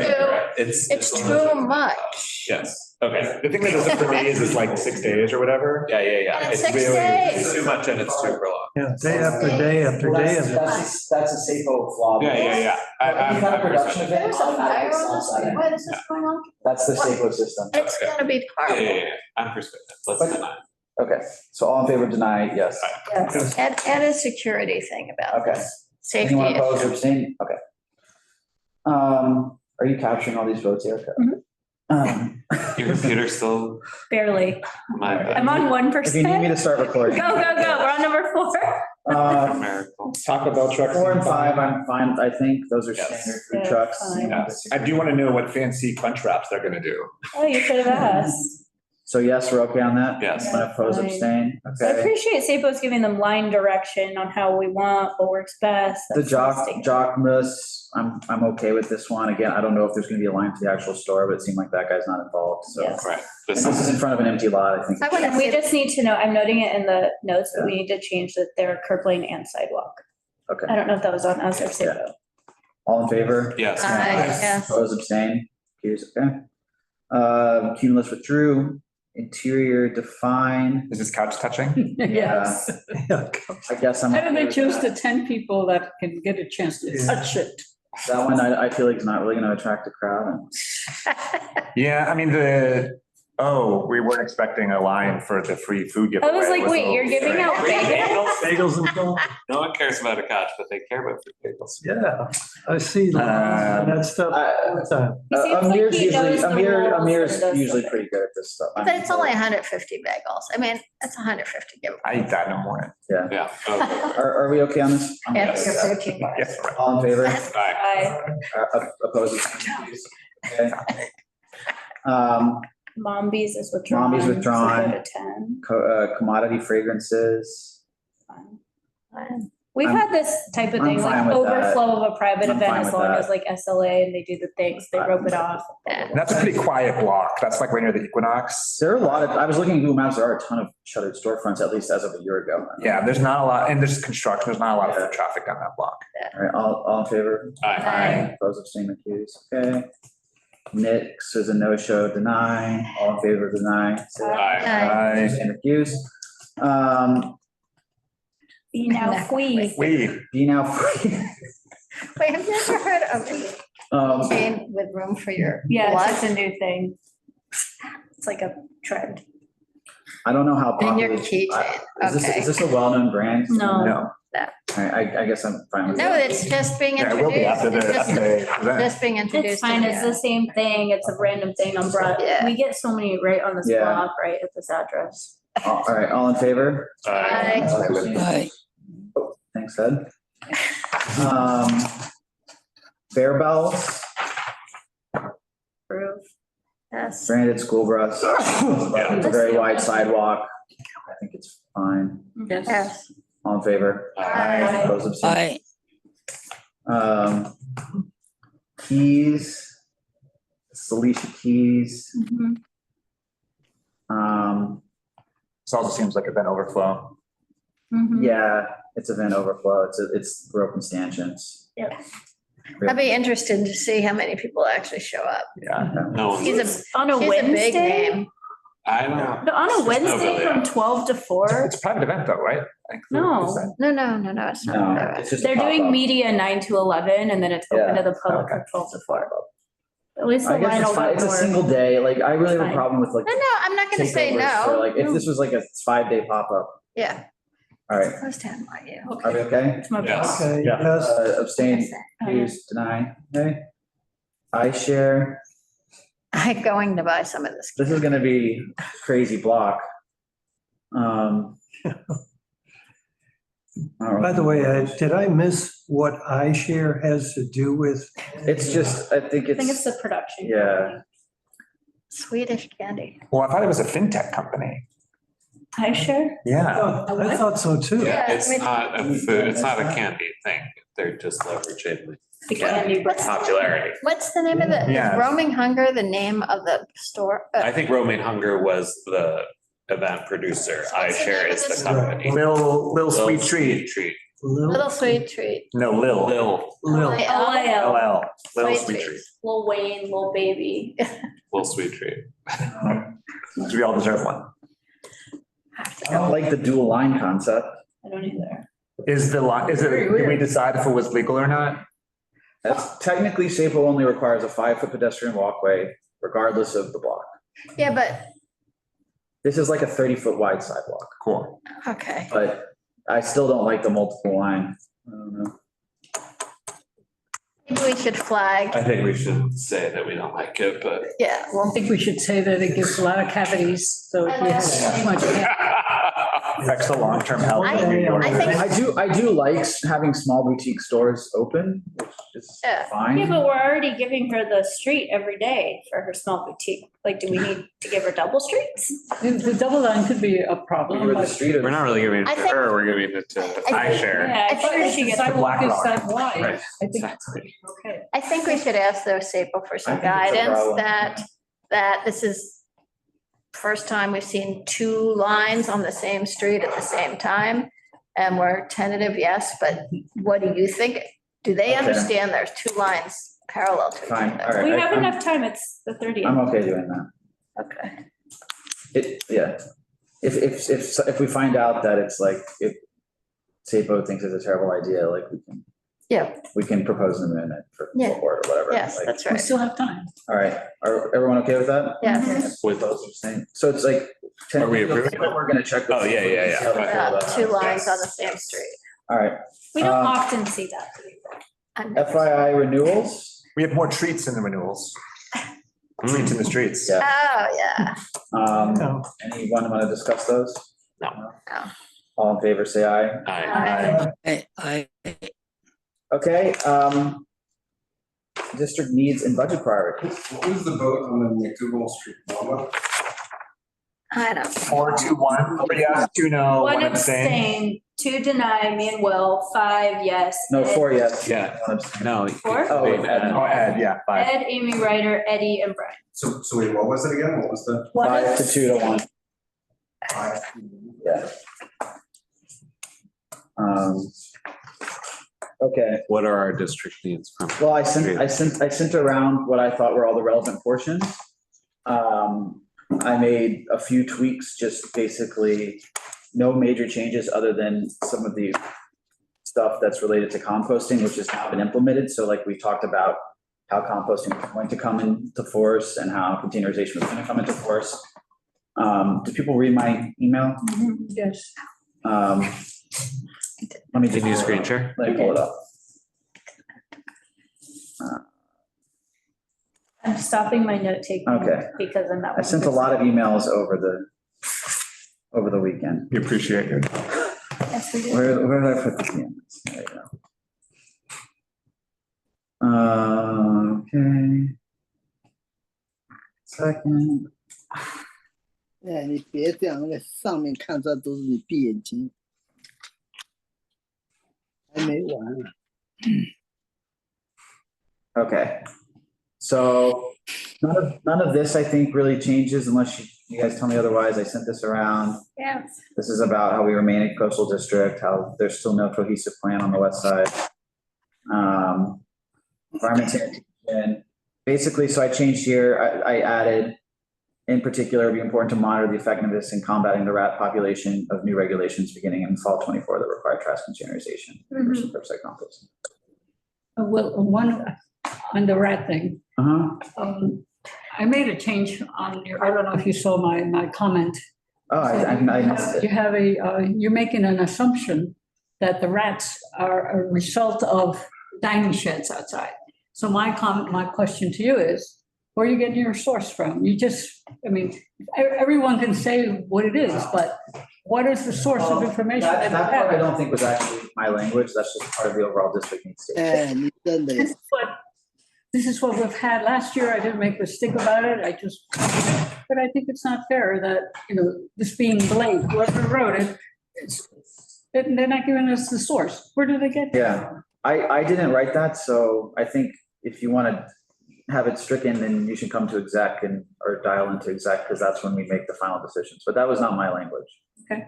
And one of the things that I wrote things, basically what you heard me say before, that they should pick up more regularly. I think our comments should be more specific as more regular. What does that mean?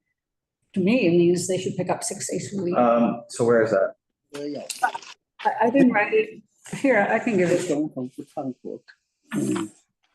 I'm fine saying like,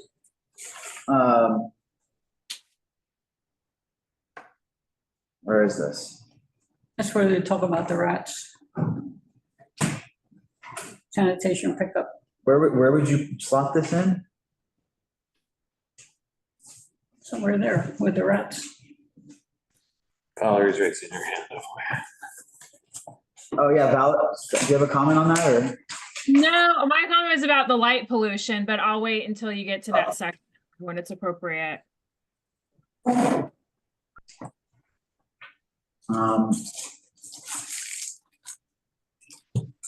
I'm reading this.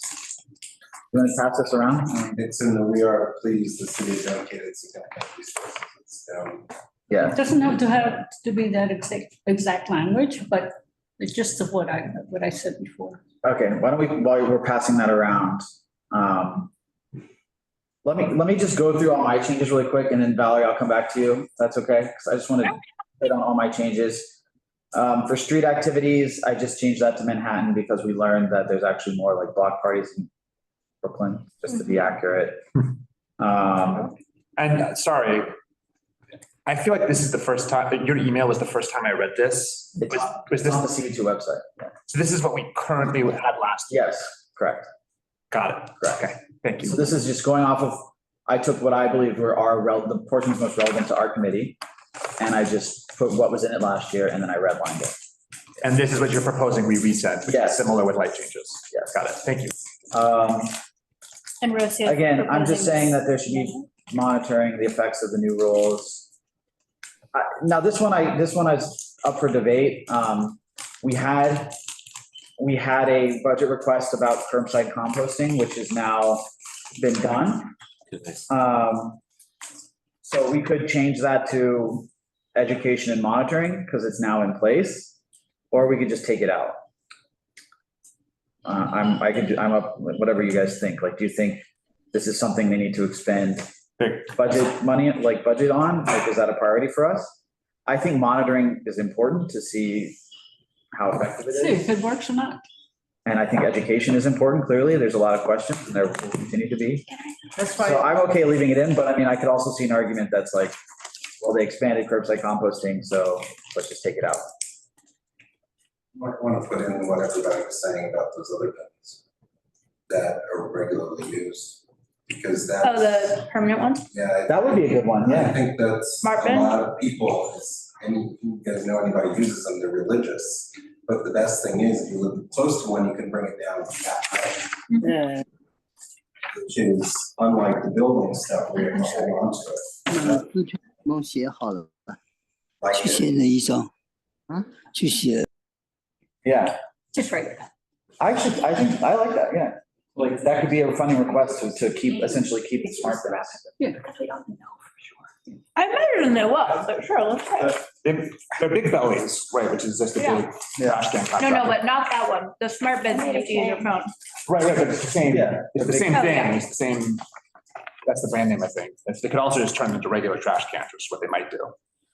I guess if the advent of composting at every building means that the usage of those bins declines precipitously, that makes sense to.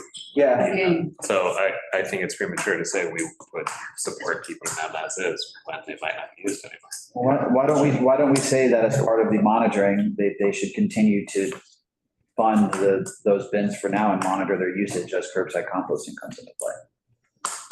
Yeah, I would want them to turn into regular trash cans just because I would be curious, trash cans, but like, I would be curious to see like if people keep using them. Because If we say we want them to assess the usage patterns and whether. Take them away right away. if the city, Sure. if the city is going to be implementing a place for people to compost, we don't really need the bins all that much, and they're probably better used as regular trash cans. So that can be But part I of the think- study. Well, Yeah. but You just want to make sure they don't I want to take make them sure out that on they day don't take them one. away and don't study Yeah. anything. So we can say, we know people use them. Let's monitor how that usage continues. If the Whether usage it drops off, continues, then consider turning them To into assess regular garbage. how they should be Because deployed that long one term. guy was saying that maybe for some of these areas in Greenwich Village, it's better to just keep walking to the little, than rather. I think we should- I'm not sure that's going to be like, No, but we'll see, right? No, I think that's very valid. I mean, these places don't have rooms for bins Yeah. of any kind, and And if you do the test, you'll see. Yeah. If nobody's using Yeah. it, then All right, so What about the we'll make people that don't change. cook at home? Like me, Um, I don't have garbage. We'll make that change. I Yes, want to return to the previous section, then we're done with this. what's that? I want to go to a previous section when we're done with this. Oh, okay. I was gonna go to Valerie really quick. That's fine. Valerie, go ahead. One quickly on the orange bins or the app activated ones, like I live in a building with like 9 units and there's no plan for my building to have any sort of composting. It probably won't for a while. And honestly, I'd rather just go to the bin across the street, which is what I do currently. Like I wasn't really planning on making a change. So just like to the point about like turning those into trash cans, I hope mine stays across the street because I'm just going to continue to do that. I throw all my food waste there. So it's a nice secondary option for people. no, I think it's great for situations like that. Yeah. All that's going to happen like at the end of next year. So like they shouldn't do it until the program is like fully rolled out and like everyone is used to the new thing. So I'm not even sure the industry cycle that it And has. people who live in commercial districts that are residents, like one-offs here and there, but. Yeah. Anyways, really quickly on light pollution, because I might have to go, is you should, my suggestion on the light pollution would be, I would send that just to strengthen it to like Chenault and Susan Gammy, because light pollution does come up from a landmarks perspective, just to strengthen that. So I'm just offering that as a suggestion. You certainly don't have to, but. No, happy to do that. Yep. Yeah. Because they may not look at this and go and edit that, but if you just send it and you don't even have to mention my name, just. No, that's a good call. Yep, that's a good call. Thank you. Thank you. All right, sorry, Eddie. Go ahead. On the containerization piece is sort of previous discussion. I would personally like it if the containerization study ask also included in-curb containerization study to get ahead of that. I mean, I think we are the prime district in the city for it, given all of the street space complaints raised today. So I think that would be a helpful part. So this budget request here, number 9 of 44. That's right. Yes, I agree. I would love to see, I know it's not gonna happen, underground, like that some cities have the underground. It's not gonna happen. We don't even have it. How would It you was put not it? gonna happen. Just in You people's dig- You dig basement? underneath a parking spot and put it. Oh, all the parking spots we have? No, you have like one per block.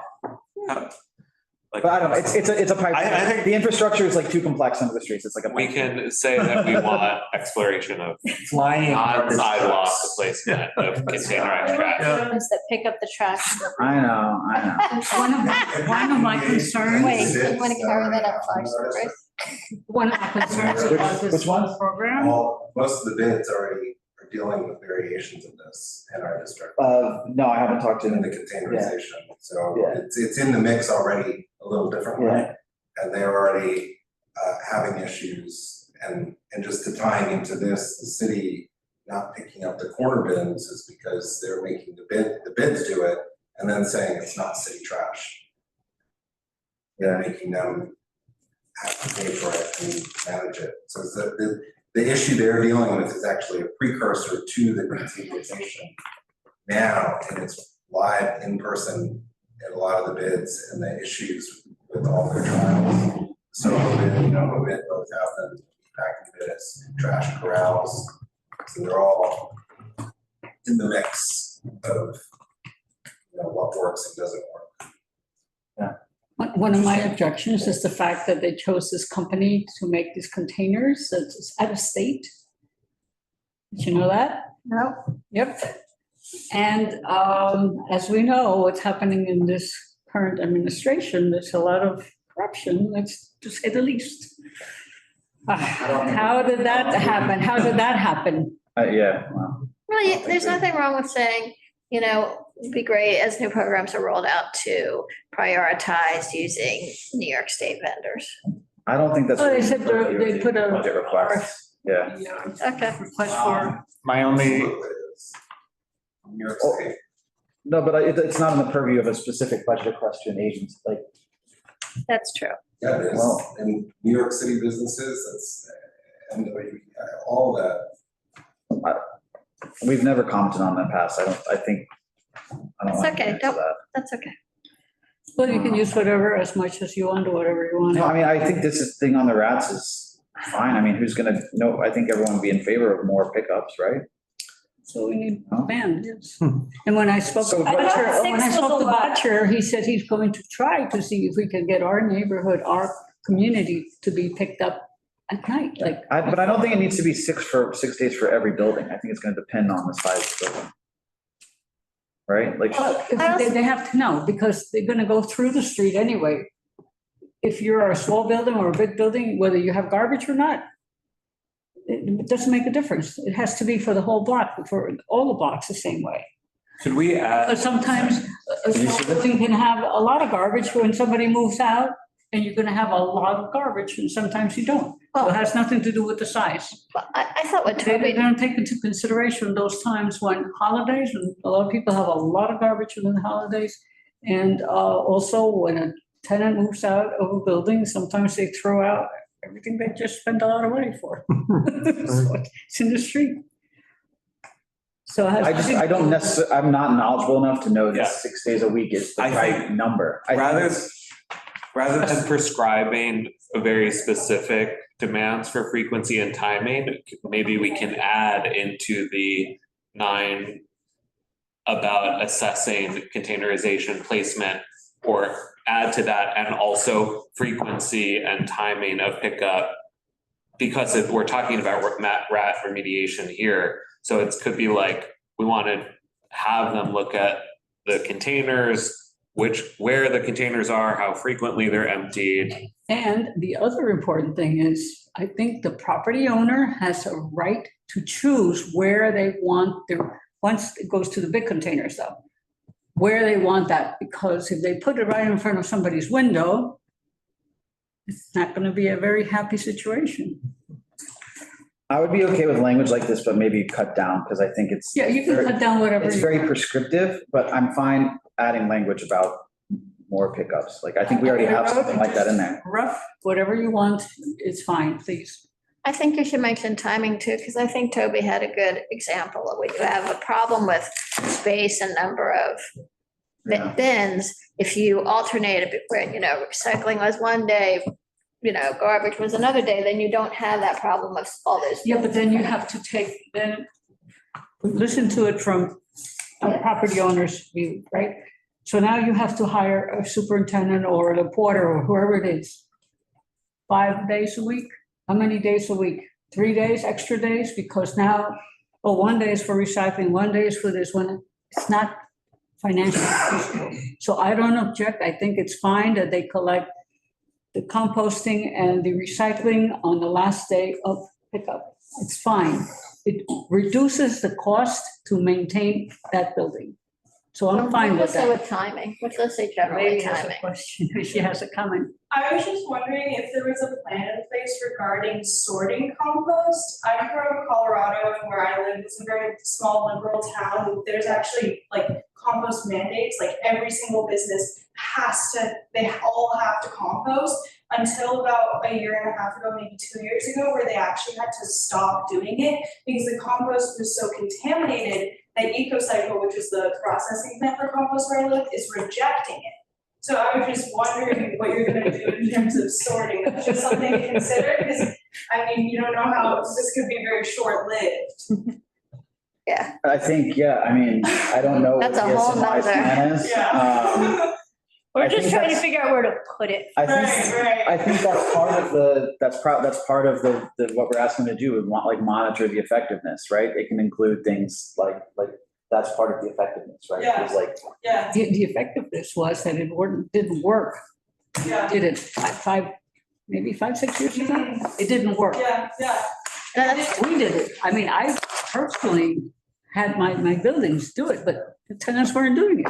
Yeah. So they said, we can't put this up. yeah. How do we do it? We're wasting It's a our good- time. It's a good question. So if the whole car, everything goes into the containers, then we can forget about compost. that kind of Because contamination if you is a said, big if issue you have all a over the store and they country. have the pizza box and there's pizza, then you don't have to do it. Make up your mind. Yeah. And the other thing with a lot of this, and this is what you heard the woman from sanitation say, we have an incredibly diverse building stock in the city. We're Absolutely. very unique Yeah. to Manhattan. And part of the problem is that the rules are a little more unilateral, where and in other boroughs, they work very well because you're very small.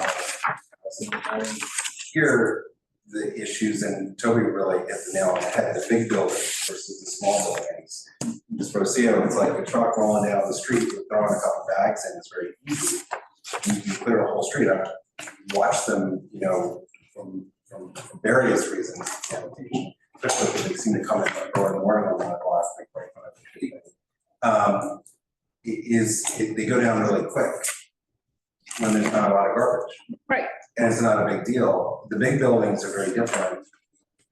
And when you put the containers, it's actually gonna slow down a little bit, I think, for the pickup. Yeah. But we don't have a study that looks at the different buildings and the different blocks. They didn't consult. And because the issue is how much time is the trash on the street, right? That's right. and That's what I've been saying. That's the issue. And that's what, doesn't seem like particularly well considered here with all these different types of buildings we have. Yeah, so I think this 9 of 44, we can include as part of that, study for, how do you handle this in areas that are Yeah. not homogeneous, like our district? Like it's clearly a big, like physically it does not work. So let me, Even on those narrow, the streets with the narrow sidewalks, do a narrow window and say, we will run the truck down here at night between 8 and 10. yeah, Put your trash out by 8, and then you solve that problem. Right. yeah. But we're not, but we're just gonna talk about timing and stuff because we can't, No, but in our budget request, we can talk about this. Yeah, right. That's what we're doing. We're gonna put it Yeah. in, so we'll put it in that budget request. yeah, but without specifics. They don't have to pay us $2 million to give them the answers to the problems. $10. I'll take the $10 bill. McKinsey study, wasn't it a McKinsey study? Yeah, they did it. Yeah, $2 million, I think they spent. All right. I didn't know if that's what you were referring to. I have one comment on what the DNS section, what does DNS stand for? 4 million, says Valerie. Yeah, that's what I thought it was for, yeah. I don't think we should change this. I just will lodge that I don't like the section decrying the pedestrian plaza stuff. I think those types of events feel fairly popular. And using examples of like Disney and Netflix seem like things people actually want to go to. I think before you joined, we had a lot more of, it seemed to be, we had a lot more of these coming up and it's declined a little bit. And people did have issues with them because it was taking over plazas for like a week. I very much understand that folks coming to this committee would have complained, but I also have been to some of the events and they seem to be quite popular with the people that go to them. So the fact that it is so negative, and maybe what I'm being a pedant on is the examples here seem like the kind of brands that are like people would like versus if I'm thinking about that block party that's coming up like this week where it's a private event for something that people don't know about, like that does seep that, like that previous section, I do agree with that. Yeah. But this type of commercialization sort of kind of feels like a good use of a big plaza. Yeah, I think part of it also is the fact that these plazas were not intended to be used for, actually advertising technically is not allowed in these plazas, according to like the public plaza regulations, and people basically just found a workaround to put giant ads on them.